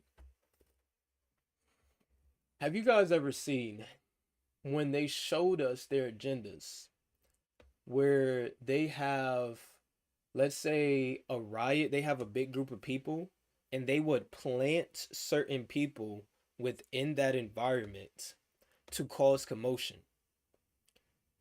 They wanted to push out their agenda, something that they wanted to do. We've seen this happen in real time, and we've also, like you've seen in movies, right? Where, let's say this, they're trying to push out the agenda. They're trying to cause commotion. I've seen this a lot in like heist movies, but they're trying to cause commotion to distract people so they can do what they want to do. So they would plant somebody that looks like a normal citizen. They would plant them there, and they would make them cause commotion. So that gets everybody else rowdied up. That gets everybody else following into it. So boom, they can sneak in and do what they need to do. You know, it's like they'll say, "Oh, look over here. This guy did this," and everybody focuses and pays attention over there, so they can do what they want to. They push their agenda behind the scenes. That is what's happening now. And you want to know how I've observed this? That happens now because not only do they plant people, there's people like, you guys gotta come on now. They have people out here, not just people, but they have people out here that literally just sit on their computer and they just cause chaos all day. Not just one person. They have millions of people that just sit on their computer and they go on social media and they cause chaos. And what they also do as well, there's this theory, which is actually, I believe it is true. Um, I forgot what it's called, where it's like majority of the people, majority of the accounts, and I've seen a video. There's actually a video of it where they would do that. Let me see if I can find it, real quick. It's a few things I want to talk about. I'm gonna find a video, and I'll find a video, but I also want to explain it. But there's all these accounts and all these people that are leaving these hate comments and that are commenting certain things on social media and all of these are not real people. Understand that. All of these are not real people that these accounts have. It's not like all these are all real. No, a lot of these are fake AI accounts. A lot of these are animated accounts that are for the sole purpose of causing confusion, chaos. And the reason why I say that, one of the biggest things that they do with that is the whole conspiracy type of a thing. Because the conspiracy, now not everything is true. A lot of conspiracies just be made up. But the conspiracies, they call the truth conspiracies. When we say certain things about, since there's a video right here, right, that he talks about it. But since we certain things say certain things about the firmament, that the earth is like, we're in the dome, we're talking about the firmament, the earth is flat. The flat earth even though that's actual truth and that's what the word says, they change it, and what they do is plant people that turn it into a conspiracy. They plant these scientists that had scientific studies that say this. They plant these fake accounts that as soon as you're somebody who speaks out against the truth, I mean against the false, if you're somebody that speaks out and spreads the truth about, let's say, the flat earth, the earth being in the like we being in the firmament, when as soon as you say that, now they have these accounts, these robots, these agents that come and cause commotion in the comments that say that, oh, this person is a conspiracy theorist, this person is X, Y, and Z, blah, blah, blah, blah, blah. And what they do is that gets most people brainwashed. So now when you hear majority of the people calling something a conspiracy, calling it false, you naturally just start to believe it without doing your own research. That is the system that they put in place. Everything, when people expose the lies and bring forth the truth, they classify every last one of those as conspiracies. All of these aren't humans that are classifying that, especially on social media. So understand that when you're on social media, that's why it's like, don't care what anybody else is talking about. Don't care what anybody else says. If you know the truth, you know the truth. And you don't have to explain yourself. Because a lot of times you're explaining yourself to an agent that's just here to make you lose faith. Now you start questioning, well, is the earth X, Y, and Z? Is this really true? Blah, blah, blah, blah. On social media is fake. Understand that. Social media, we're not on social media. Like, even with me online, I'm not on this to, I'm here to just spread the truth. I'm not here to explain the, oh, X1. No, if you want to do the research yourself, I know that anything on social media, there could be somebody that could come into my live, can come into my business, that can join a business, that could just be an agent, and that can just come to cause me to waver in faith. And for me to be like, man, you know what? I noticed the truth. I noticed. And you know what I observed? That I observed that as well, too, because I would have those moments. The biggest things that I wanted to speak out against on social media was the biggest things that people got so much hate for saying. I've truly observed that. Because the truth, I know the truth about a lot of things, and some of the biggest things that I would want to speak out the truth and say what the actual truth is, I've observed that those specific things get the most hate. There's a reason behind that. And I was able to actually observe that, because what that did for me back then, when I would, it was so much stuff that I knew that I needed to share. I was in that Jonah moment. I was so many stuff that I was like, yo, this is the truth and I have to share this. I know this is the truth. But I would allow all the hate and negativity that I seen with that specific topic to stall me, and I wouldn't say it, or I would beat around the bush, or I wouldn't just come direct with it. And that's when I realized that's what their agenda is. That's what the agenda is for me. And once I realized that, I said, you know what, it is what it is. I don't care. And once I started to speak as if speak in truth and not speak it to my own understanding, and speak with the intentions of not needing to explain myself, and understanding what the word says, that you're a peculiar people, people look at you crazy and all that type of stuff like that. Once I understood that, I no longer hold my tongue. I'm no longer afraid to speak out against these things. The flat earth, that's a theory, that's a conspiracy that if you say something about that, people call you crazy and they always got something to say. They want to give you 16 scientific articles that say how the earth is flat and X, Y, and Z, but I can give you one Bible verse that says that. It's as simple as that. But all these things, now I no longer hold my tongue. I no longer hold my tongue about Yahweh Shai. That's why for me, even with my speech, I'm trying to put a lot more emphasis on stop saying God and saying Yah. Stop saying Jesus and saying Yahweh Shai. Because God can be anybody. People, their God can be anybody. You see people, their God is Baal, however you pronounce it. God can be anybody. But Yahweh, that holds a powerful name. That holds a powerful statement. Yahweh Shai, that holds a powerful statement. There's only one true Yahweh. Now, God, Satan is a God, lower kg, according to the word. Satan is the God of this world. Celebrities can be somebody's God. They people say God is a female and all this stuff like that, right? So the word God, it can mean anybody. Yahweh, when you say Yahweh, that I've noticed when I say Yah's name and say his actual name, it's different. Because a lot of people, they either don't know who I'm talking about, they think I'm talking about some different god like Buddha or something like that, or it's like, yo, this guy knows it. Like he's awoken, he knows the truth. I always see that it's like one or the other. It's like it's either this guy knows, he knows the truth. He knows who the true God is. Versus like who is Yah? It's only one or the other. It's no in between. Just like Yahweh Shai. Because the world, and another one of the biggest categories as well that I used to be afraid to speak out on is the appearance of Yahweh Shai. Because the Jesus that the world shows, that is Caesar Borgia. That is not Yahweh Shai. Because when you look up Jesus, and this is one of those things that when you say this and you say how Jesus looked, the image of Jesus, right?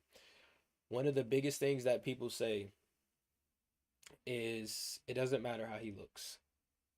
It doesn't matter how he looks, blah, blah, blah, blah, blah. And I understand that once again, those are those seeds, those are those agents. Those people that say that, always remember when you're spreading the truth, if you want to spread the truth, whatever, those people that, especially on social media, when you're in the real world, you got to use your discernment, and you got to be able to discern the spirits that's in somebody. Because agents are in the real world as well, but on social media, agents are everywhere. When you know the truth, the word says, "He that is ashamed of me, the same that I should be ashamed of in those end times." So if you know the truth and you are ashamed of it and you're afraid of speaking it, he will be ashamed of you as well. So when it comes to Yahweh Shai, the people that would say that, it doesn't matter what color he is.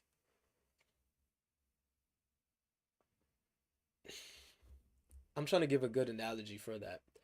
A lot of people say it doesn't matter, but when you say that, what you're doing is you are giving away your power and control.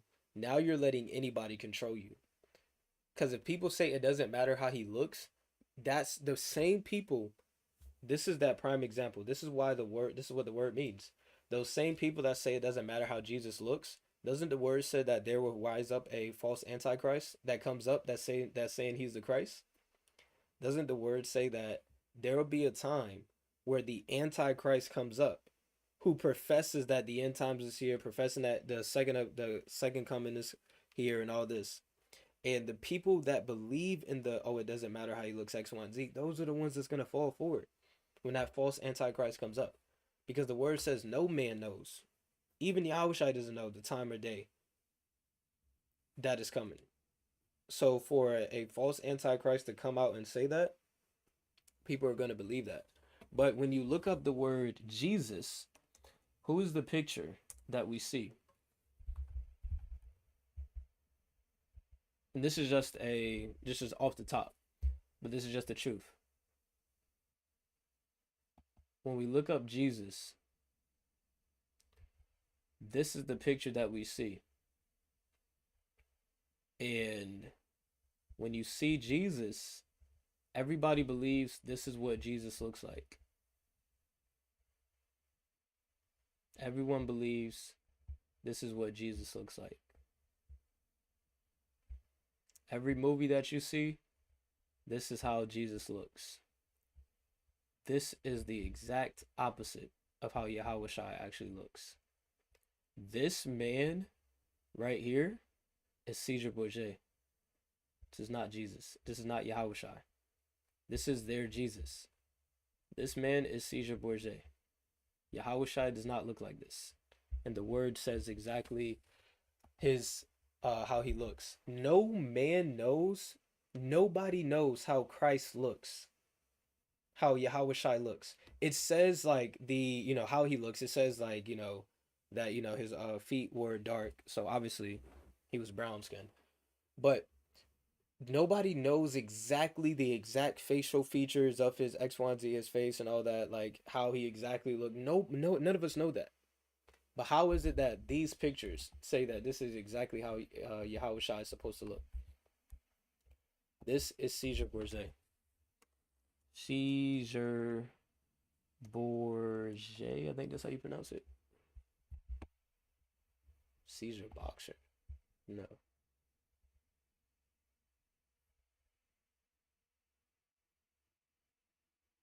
What was it? Caesar Bourget? Let me see if I can pronounce this now. Caesar Bourget?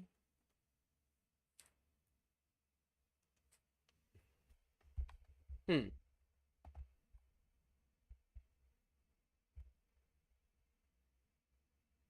Hmm.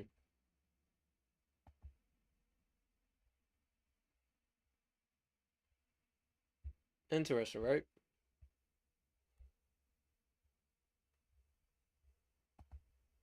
Interesting, right?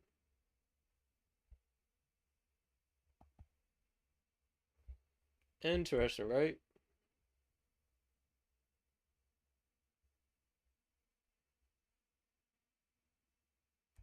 Interesting.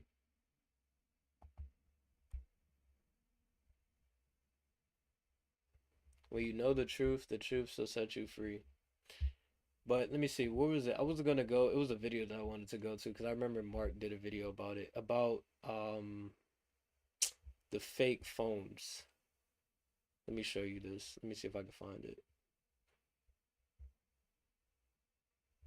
Yes, right here, right here. Wait a minute. Can you guys probably can't hear this. Let me stop sharing it and sharing it so you guys can hear it.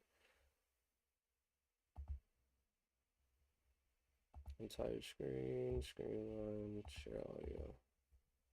Alright, cool.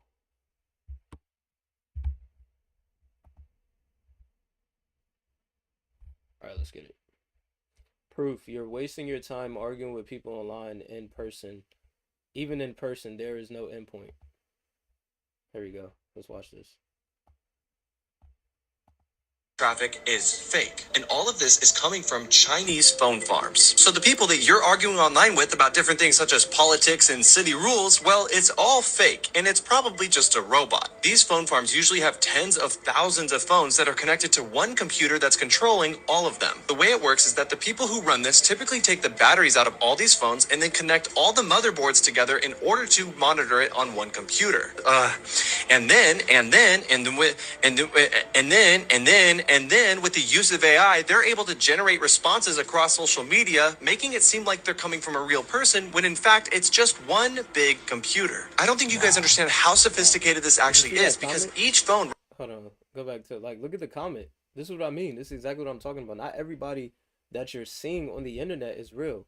Look at what their name is. Not a farm, babe 100. This video about phone farms is really Coming from a real person when in fact it's just one big computer. I don't think you guys understand how sophisticated this actually is because each phone represents one person, but yet it's all connected to one computer that literally controls all of them. 1/3 of all internet traffic is fake. The Bible makes it clear when you argue with a fool, you become just like them, especially to be the bigger person, move in wisdom, and walk away. People don't even understand they're arguing with AIs nowadays. You guys see it. There it is, right there. 1/3 of the internet, 1/3 of the things that's happening that you see, it's fake anyway. So spread the truth. Be real. Stop caring what anybody else thinks. Majority of the people that you see in the world, they're just empty vessels. They're NPCs. A lot of people that you see aren't humans. A lot of people are reptiles. A lot of these leaders, they're shape-shifting reptilian. They even tell you about that. Kevin Gates, he says that. He explains that as well. I've seen that in actual person. Like I've seen reptilians, like I've seen people who were shape-shifting reptilians in person. They always reveal that to that. I've had a conversation with somebody before who is a reptilian. So these people, not all these people are real. Not all these people are actually human. A lot of people are just once again empty vessels, empty portals. So holding your tongue to spread the truth, if you're free to do that, if you're ashamed to do that, he will be the same ashamed of you as well in those end days. And I'm telling you, that was one of the biggest things that held me back when it came to like even creating content.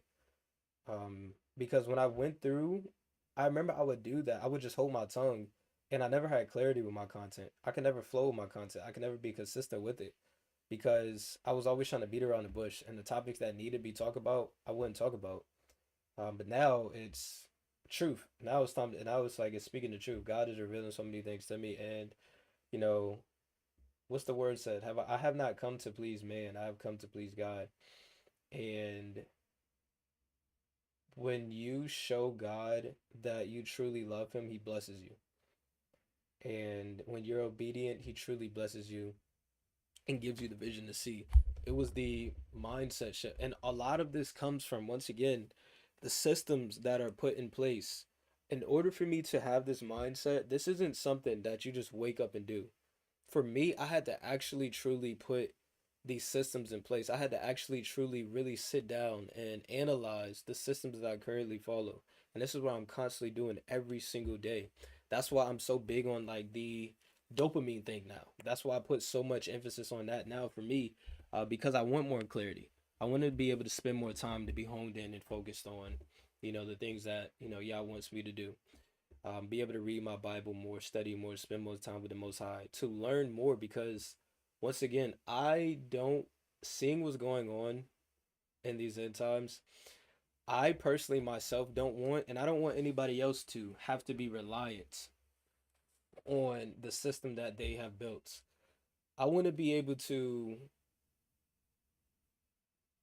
build my own things. I want to be able to grow my own food. I want to be able to provide without having to rely on, without having to be a slave, honestly, without having to be a slave. And I've observed the tools that God puts in place. Trading is one of them. Trading is a tool that puts that in place that allows you to get to that point. And with me observing that, that's when it comes to taking the tool seriously, taking this seriously, and not just treating it like a 9 to 5. Not, why would you take a system that breaks you free from slavery and you make it slavery? Why would you become a slave to this? You can become a slave to trading. I have done that. I remember especially at the beginning time, I became a slave to trading because it controls you. When you become a slave to trading, you feel like you need to catch every single move. You need to be a part of every single market. You need to make all this X, Y, and Z money. You need this, you need that. You become a slave to it. Don't become a slave to trading. Use it as a tool. For money is a defense. Wisdom is a defense. So I think that was that. Yeah, that's the biggest thing that I wanted to hit on when it came to um delayed gratification, how important it is and the blessing that you get from it. So use whatever works best for you guys and apply it to your own system. But it just plants the seeds. It just makes you guys see things from a different light, a different perspective, and just move differently. Just try it. Just try doing that for a day and see how it works for you. Every time, and this requires awareness. You have to actually be aware. You have to actually, it requires awareness and obedience. Because when you do these type of systems, and understand this when it comes to systems, right? When you're building systems, this is the difference when it comes to doing things on your own versus having like a mentor. When you have the mentor, when you're building your systems, you have full accountability. So what that does is when you're building out a system, if you aren't following that system or if you do wrong, you have somebody there that's holding you accountable. So you know that y'all got to do this. And that builds more the habit for you to be consistent. That's one way. And then when you do it on your own, you got to understand that it's just you. So obedience, it becomes, is you. You have to be real with yourself. You can't fake it. When you're building your own system, and for example, like the um, dopamine delayed gratification.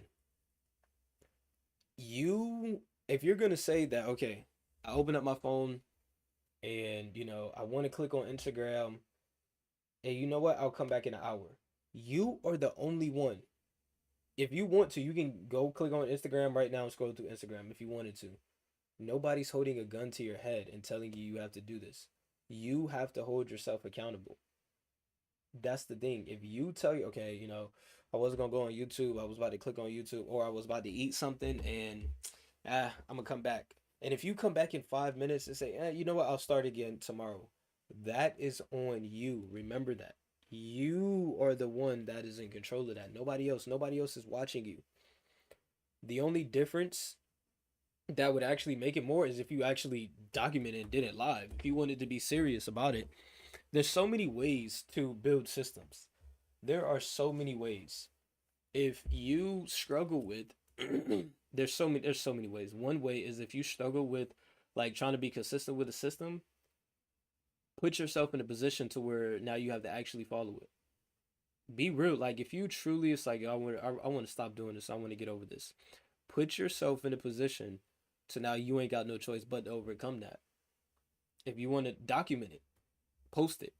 If you're telling people, like, let's say, for example, and it goes with any area, bro, any area, you got to be serious. And if you don't, then just keep it within yourself, but you got to take it serious or document it online and do that because now you got people that are watching you. You got people that are actually watching you and seeing if you're actually doing what you're saying. Get a accountability partner. Be real. The number one accountability, like the number one thing that I will always say is God. Have the fear of God in you. The fear of God will make you not want to sin, will make you not want to do things. The number one guider above all else that is better than any human whatsoever is the Holy Spirit. I will always say that number one. If you want any guidance, to seek any guidance and learn from anybody, go to the Holy Spirit. 1 John chapter 2 verse 27, the Holy Spirit will guide you and teach you of all things. That's who teaches me. The Holy Spirit is my teacher. Wisdom is my bride. The Holy Spirit teaches me of all things. The Holy Spirit guides me. The gifts of the Holy Spirit guide me. All these things, like how I'm learning to build systems, I don't learn how to build systems from the internet. I'm learning how to build systems from the Holy Spirit. The Holy Spirit is guiding me and teaching me of all things and teaching me and giving me the wisdom, giving me the fruits of the Holy Spirit, giving me the gifts of the Holy Spirit to be able to create these systems. The fruits of the Holy Spirit: love, joy, meekness, long suffering. The gifts of the Holy Spirit: wisdom, knowledge, faith, healing, um, discerning of spirit, speaking in tongues, prophecy. The Holy Spirit gives all of these things. So I seek out wisdom. I seek out the Holy Spirit. I seek the knowledge from wisdom. And that's how I'm able to learn and adjust and build systems. So if you guys, when I explain all of this, like every time I explain, like when I explain, like Kristen, I'll explain that next week. When we start talking about more explanation of how I build things out, I'm gonna explain like my breakout. But understand that every single thing that I have, wisdom, the Holy Spirit guided me to build out that system. That is my whole purpose with you guys.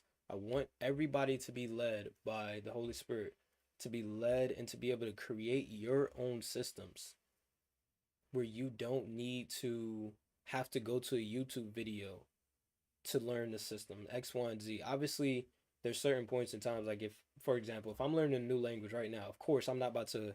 How else I'm gonna learn how to learn the language unless I go look up the phrases and stuff like that. But once you grasp the concept of one thing, it applies to everything else. Once you now know how to learn a new language, you just learned Mandarin, you can apply that same exact concept to learn Arabic or to learn Cantonese or to learn X, Y, and Z. You can apply that same exact concept. Guess what? Now you got a system. So that's what I want you guys to be able to do. But for me, every single system that I'm building, everything that I do, it's led by the Holy Spirit. And it's to the point where, and I know, because if it's certain things, once again, like if I'm learning how to grow crops or if I'm learning how to speak a different language, something I don't know how to do, then I don't have the same feeling versus if I was to go, and this was a big thing for me, if I was to go try to learn how to build a workout system or go watch trading videos again, trying to see how to critique an X, Y, and Z every single time. Even now to this day, like if I were to try to do it every single time, I would immediately get like I would start having I wouldn't have clarity. I wouldn't have clarity, and it just like I wouldn't be able to build nothing. I'm like, yo, this does not make sense. I'm watching this video, I'm watching that video, and I would never be able to stick through anything else that I learned from out that because I have the knowledge of all those areas, so I no longer need that no more. When it comes to my fitness, bro, I used to be so engulfed with that. Trading and fitness were the two things I was so engulfed with it. Fitness was actually more than trading because trading, I would just watch the same people and same videos just over and over and over again and just applying so many of their different concepts. But fitness, I done tried so many different workouts, so many different splits, so many different trying to do dieting. I done tried so many things, listening to so many people. That was something that caused me so much confusion. And I stopped doing that. And I applied the system, remember, of the delayed gratification. So every time I felt like I wanted to critique something in my system and I felt like I need to go to YouTube or something, I would just stop and I will pause. I'm not going to go to this video. I'm not going to go to Instagram. I'm not going to go to YouTube. I'm gonna just let me just pause. I'll come back an hour. And within that hour, I will have clarity of what I want. And that's what I did with that's why I have all my workouts like the way that I train and I'm gonna start documenting that as well. I'll probably document that tonight because I want to start sharing that as well too. Like observations of what my system looks like actually in play, like my fitness, like my training. This is what I know you guys can't see it, but this is what my training looks like for planche and front lever. So I have a planche day, a heavy planche day. Then my second day will be a heavy front lever day, which will be today. And then tomorrow is going to be more of a recovery day where I still train, but it's 50%. And then the next day after that, I just do the same exact things over and over and over again. And then for my like legs, I make sure I walk every day. I do squats every day. I mobility. Like I'm always being mobile. I don't like to follow like mobility routines and I don't like to X, Y, and Z. I do everything with intent. Like mobility, I always like to do things mobile. Like I'm just sitting down like now, but it'll be times where like I'll stand up and I'll do things with my legs to increase my leg mobility, fix my posture, do wall like slides with my arms, do push-ups, do certain things. I'll go on walks, and when I'm walking, I don't just walk just to walk. I walk with good form, good posture to improve my posture. Increase my improve my pelvic tilt, my leg, my feet positioning. So when I walk with those intents, and put emphasis on that.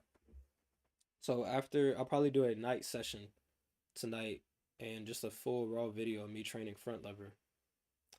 And yeah, I'll probably do that. I'll go to the park tonight. If the lighting is good and everything, I'll go to the park tonight and do a training session. So that's a video.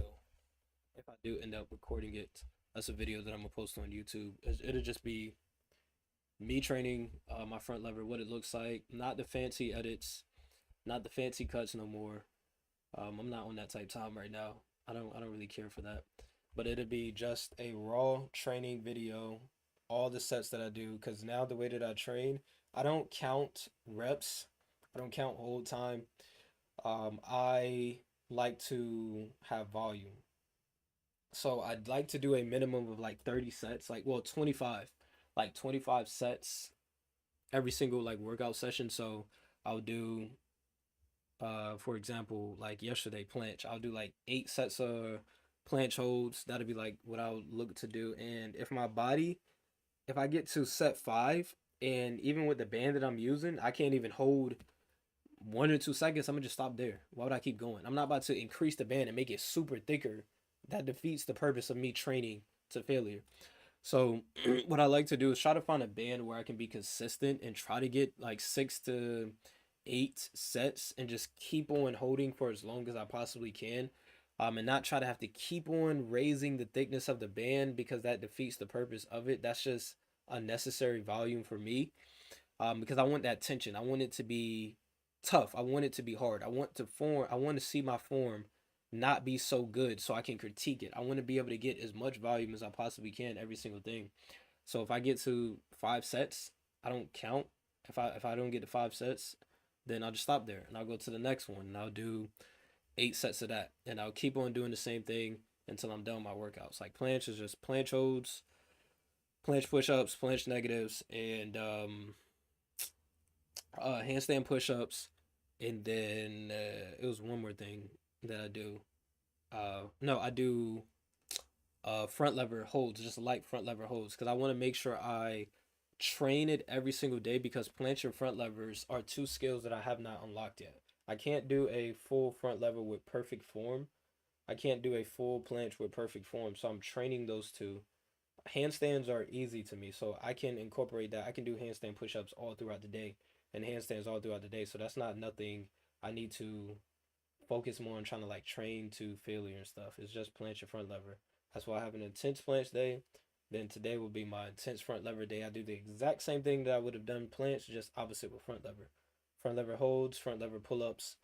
And what for me, the way that I train is I like to use the band, because when I use the band, I get way more volume. I can get more volume in, and I can actually focus on my form, and it gives me more time to actually see how my form is. So I'll just use the band, and how I progress is I just lower the thickness of the band because I want to, the way that I train personally, and that what works for me, because this has helped me unlock all my other moves. So this system that I use, it's helped me unlock the handstand. It's helped me unlock the muscle up. It helped me unlock the every single skill that I can do. The one arm handstand, every single skill that I've unlocked now that you guys would, let's say, see on social media. Every last one of them, I use the same exact system to unlock all of them. I like to train as specific to the move as possible. I personally don't do all the different progressions. That just doesn't work for me. Like you guys know, if you train, let's say planche. Planche has like, social media gives planche like 15 different progressions. You got tuck planche, then you got advanced tuck planche, then you got half lay, then you got straddle, then you got single leg, then you got straddle single leg, you got advanced single leg, and all this. It's like 18 different planche variations, and then you got the full planche. Front lever, same exact thing. Handstands, it's social media gives you 25 different ways to learn a handstand. Handstand push up, 25 different ways. To me, once again, all my systems do is simplicity. Less is more for me. I like to be as specific as possible because once again, I apply those same systems in every single area. You can take the concept of a system that you have and apply it to every single area. Specificity is very key for me in every area. Why would I trade Euro USD? Like I tell you guys all the time, you see how it correlates to trading. Why would I trade Euro USD if I want to trade gold? If gold is the pair that I want to get better at and I want to be able to catch that volume on gold, why would I trade Euro USD? It doesn't make sense. I need to be specific. I need to trade gold. If I want to get better with trading gold, I have to trade gold. If I want to get better at doing handstands, I'm doing handstands. That's how I was able to learn the handstand in less than a week. I would go to the gym and I would keep practicing handstands. I wasn't doing all this extra stuff. I was doing handstands. I kept on attempting it, and after every attempt, I would stop and I would say, what is it that I'm missing? Where's it that I can improve? I say, okay, when I'm doing the handstands, when I kick up, I'm doing this. Let me fix that. And I would just keep on doing it. Oop, I got the kicks now. Okay, when I do this, okay, I see this is a new move for me. My shoulders is not like that. How can I be able to get more volume in when it comes to increasing the strength of my shoulders? I'm gonna just do a handstand on the wall and do the good form and just push as hard as I possibly can. Now I can get more volume in and increase that shoulder strength. And I kept on doing that every single day and would critique my, oh, I need to bend my fingers. Okay, I need to do this with my core. Okay, I need to do this. And I did that every day. I went from a 0 second handstand hold to a 15 to 20 second, I think it was like 10 to 20 second handstand hold in a week, 2 weeks. I was showing up every single day doing 100 plus reps every single day. And that's how I unlocked the handstand. When I unlocked the pull up, I could barely do 1, 2 pull ups. You know what I did? I didn't do a whole bunch of different pull up variations.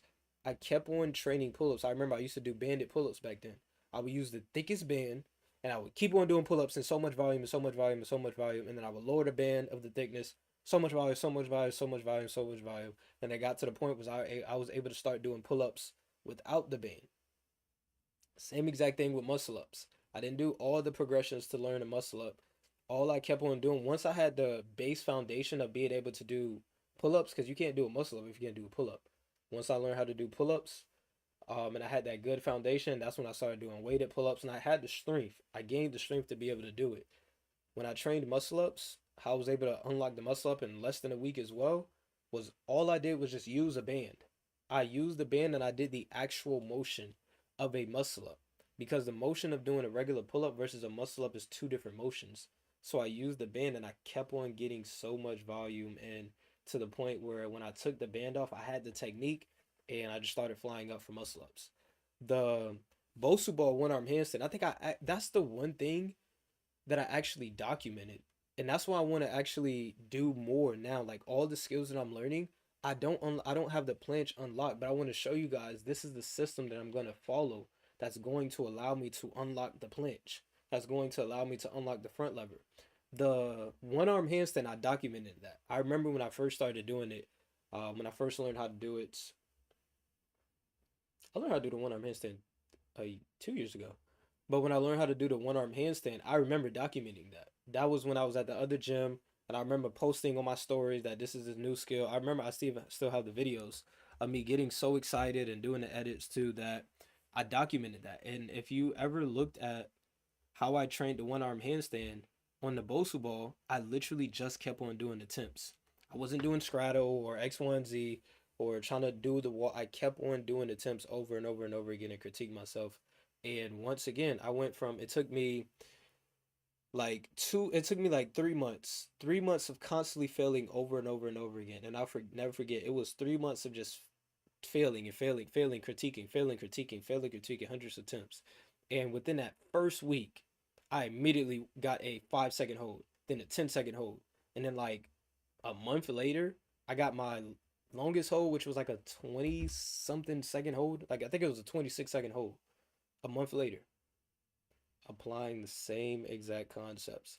So for me, I know the system that I use for all those other things work. So guess what I'm going to do? I'm going to apply the same thing.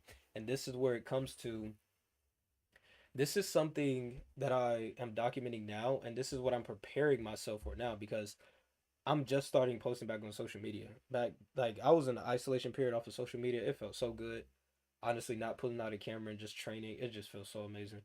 But I know that when I do this, those NPCs that we just talked about, all these fake accounts, all these fake accounts and these NPCs are gonna come.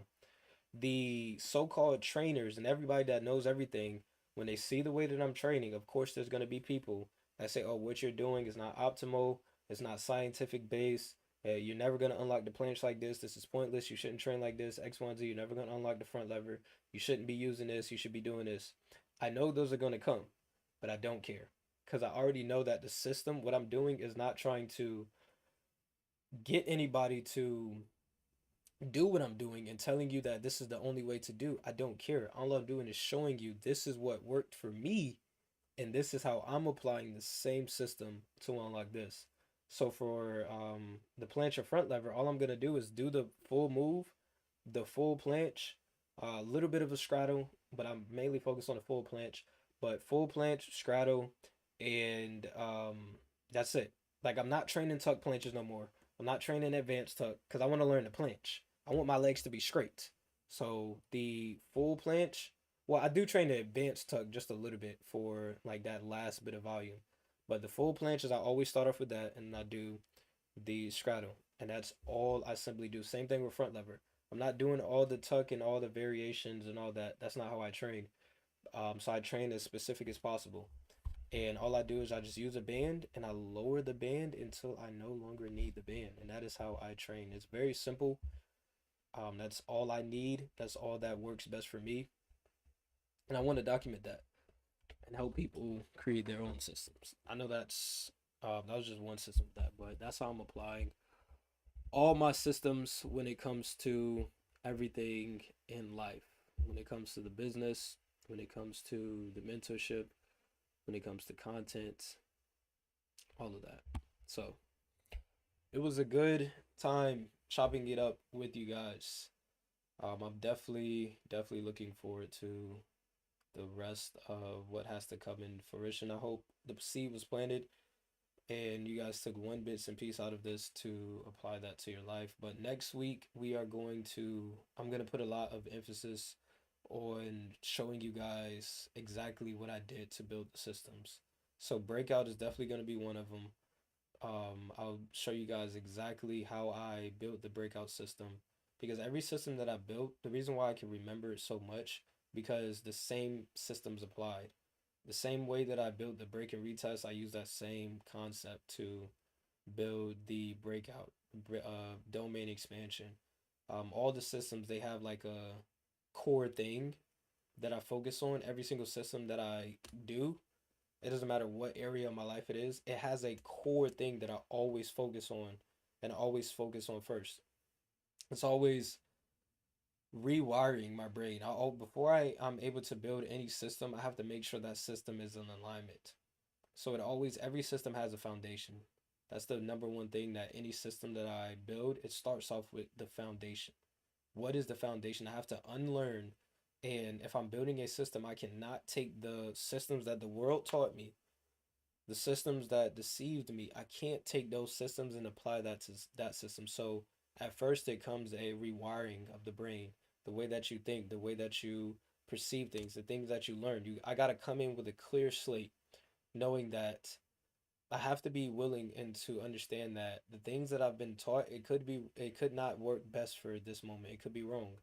So when I did that with the breakout strategy, um, that's what I did for that. And one of the biggest things that I'll leave with you as well, because I know you asked for it, Kristen, when it comes to certain systems, it's always putting it into one or two categories. The category of, is this something completely new to me that I've never done before?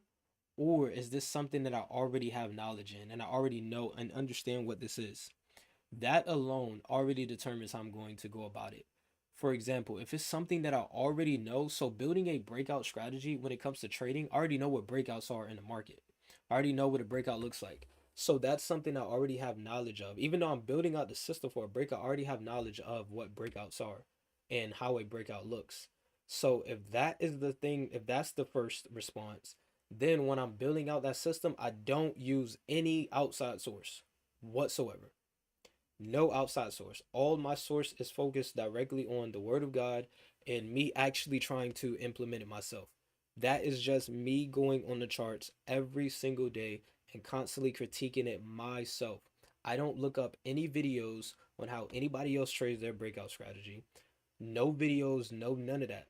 Because I already understand what a breakout is. I want to build my own system around it. That's the first scenario. So I apply that now in like my life with trading, anything trading related, fitness related, even food is not really both, but it's different category, because food can have so many categories. Like the way that I eat, no, I already understand that. But the foods itself and the benefits of each food and what each thing can do, I'm still learning a lot that. And a lot of the products and stuff, a lot of these natural, like the ingredients itself, I'm still learning about that one. That's a different category. But the whole, I need to eat this, I don't do the calorie stuff no more.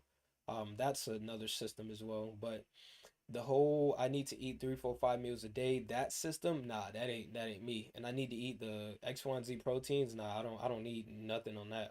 I'm good on that. But when I'm sitting here learning like certain things, like what does ashwagandha actually do? What does burdock root actually do? Like what does honey truly do for your body?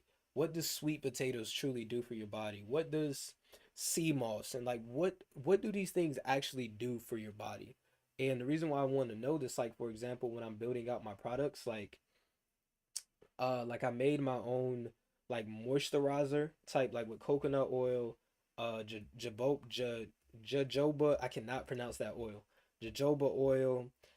Like I can make my own exfoliates, like certain masks, like let's say with bantonite, whatever that thing, that clay is, like salt, honey, those certain masks. The reason why I can build those is because I understand what those do for your skin, like what salt can do for your skin, like exfoliating your skin, what it can do for your hair, like how can I create my own shampoos. That's what I'm using that aspect of to learn exactly what does sea salt do for you? What does this do for you? That is for that aspect. And if it's that category where it's something that I don't know, that's when I do research. That's when I do smart research. Smart research. Actual data. I don't want to get like research or just watching a whole bunch of videos. No. Smart research. If I want to know what the benefits of honey are, I'm just focusing on understanding what does honey actually do for your body. What does it do on the outside? What does it do on the inside? What does it do for your skin? What does it do for your hair? What does it do in your body? And with me knowing that, I can know that okay, I can use honey for mask. I can use honey for let's say uh teas. I can use honey for let's say energy. I can use honey for so many things because I know what it does. So when I'm building out certain things, products, or building out certain things, I know what this specifically does. So I can use this honey for different categories.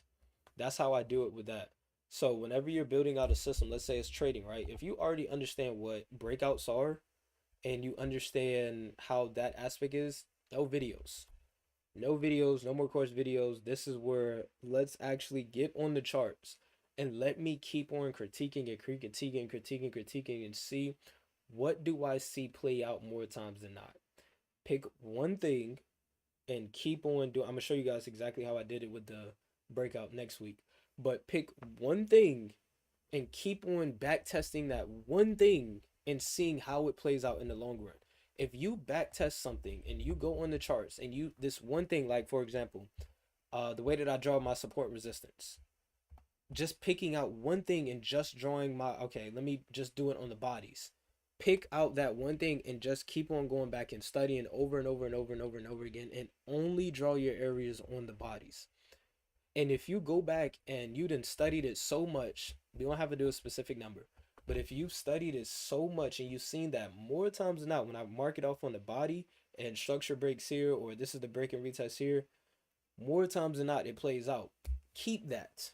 If you were to go and back test and study something and it wasn't playing out more times than not, for example, when I was study, because I did both. I did both. For when it came to marking up my support resistance, I actually did three. I actually did all three of them. I would just do it on the body, I would just do it on a wick, and I would do it in a mixture of both. And out of all three of those studies, for me, the body was the one that I've seen the most progress on. So you got to actually keep on seeing, well, if it doesn't work, don't do it. If it's something, if it's anything that's in your system now, and what you would do as well is self examine your own system. Anything that you're using over the long run, if it doesn't work, if it has not been working for you, why do you still have it on your charts? One thing for me, you guys see that, and that's why I document as time goes on. One thing for me, these things right here are no longer on my charts. I used to always have the moving averages. I used to have the 8 and the 14 moving average. Then I would have just the 8 moving averages. Then I would have the 20 and the 50 SMA. Then I would just use the 20 SMA. Then I would just use then I was using VWAPs. And I was using all of that. And guess what? Over the long run that I've seen, those were not valid for me. Over the long run, I didn't see the long term consistency for me and my system. They work for others, but for me, it didn't work. Not with the way that my system was built, not the way that I wanted my system to be built. So, guess what? That's why you don't see moving averages on my screen no more. I have not traded with moving averages in so long. Even another thing as well was trend lines. Trend lines for me and my system, I was in that, okay, I'm gonna just always use trend lines, and then I'm gonna not use trend lines, and I'm gonna do trend lines sometimes and don't do trend lines the other times. And I've seen for me, the most consistency is when I don't use trend lines at all.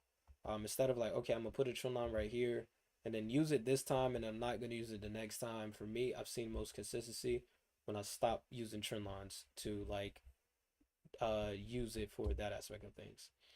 Same thing for Fibonacci's. Fibonacci's now more so I like to use Fibonacci's for TPs. Just using it for TPs works for me.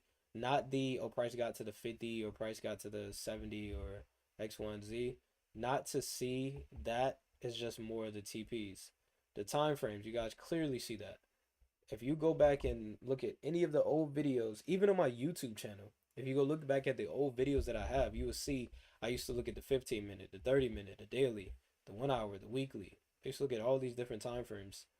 And now, from this aspect of time, I only look at, now you see what my charts are.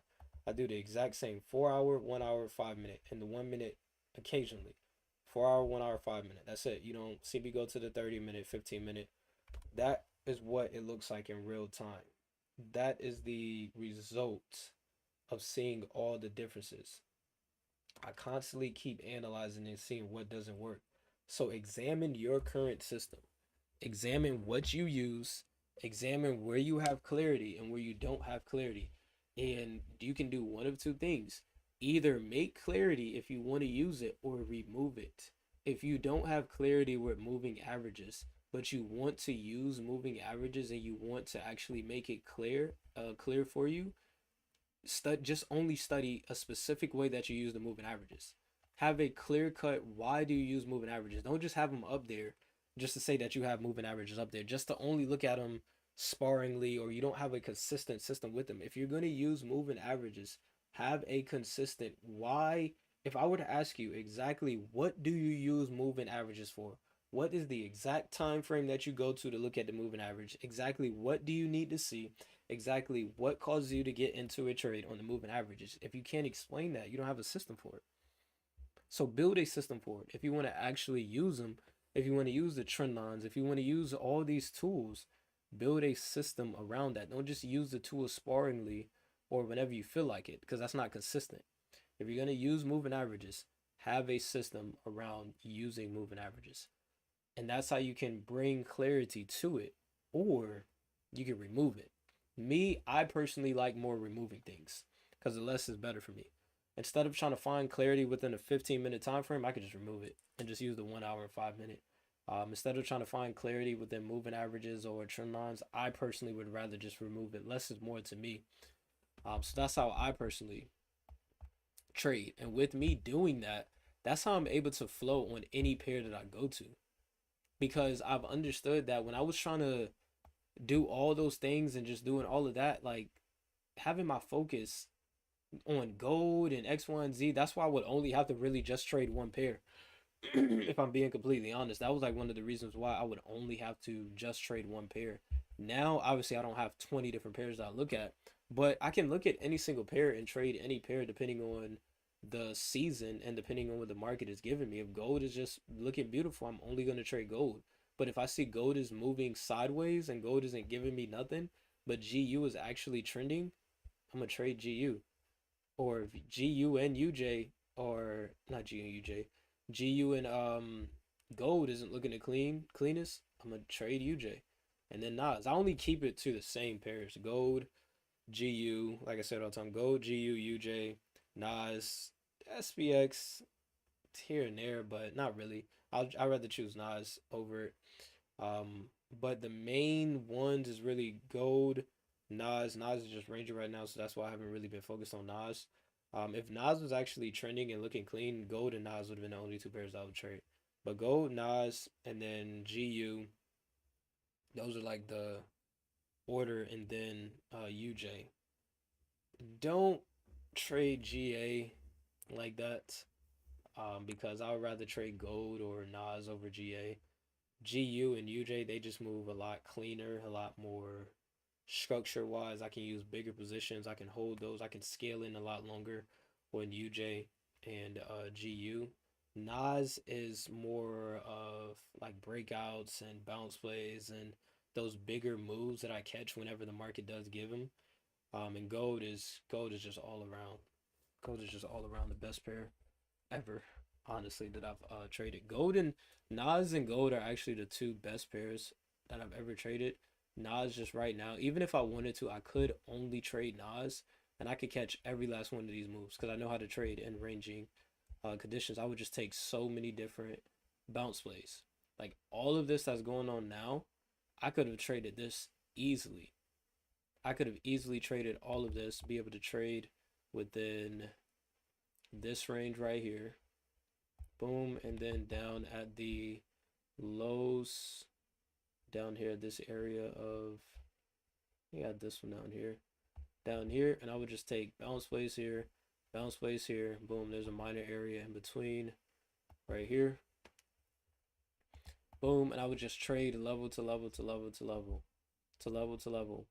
Buys here, boom, price comes down, double top, boom, come down here, break below, lower high, came back and retest this structure point, continue to keep going down. It'd be so easy to trade that, but I'd rather just focus on these first. So that is it for me. That is these systems and how I build them. Appreciate you, Keem. Appreciate you, Keem. Much love, Brody. Much love, Brody. But I will look forward to next week. I'm looking forward to next week. We'll definitely chop it up a lot more, be a lot more specific. Hopefully you all enjoyed the time. Appreciate you all so much. And I will catch you all next week.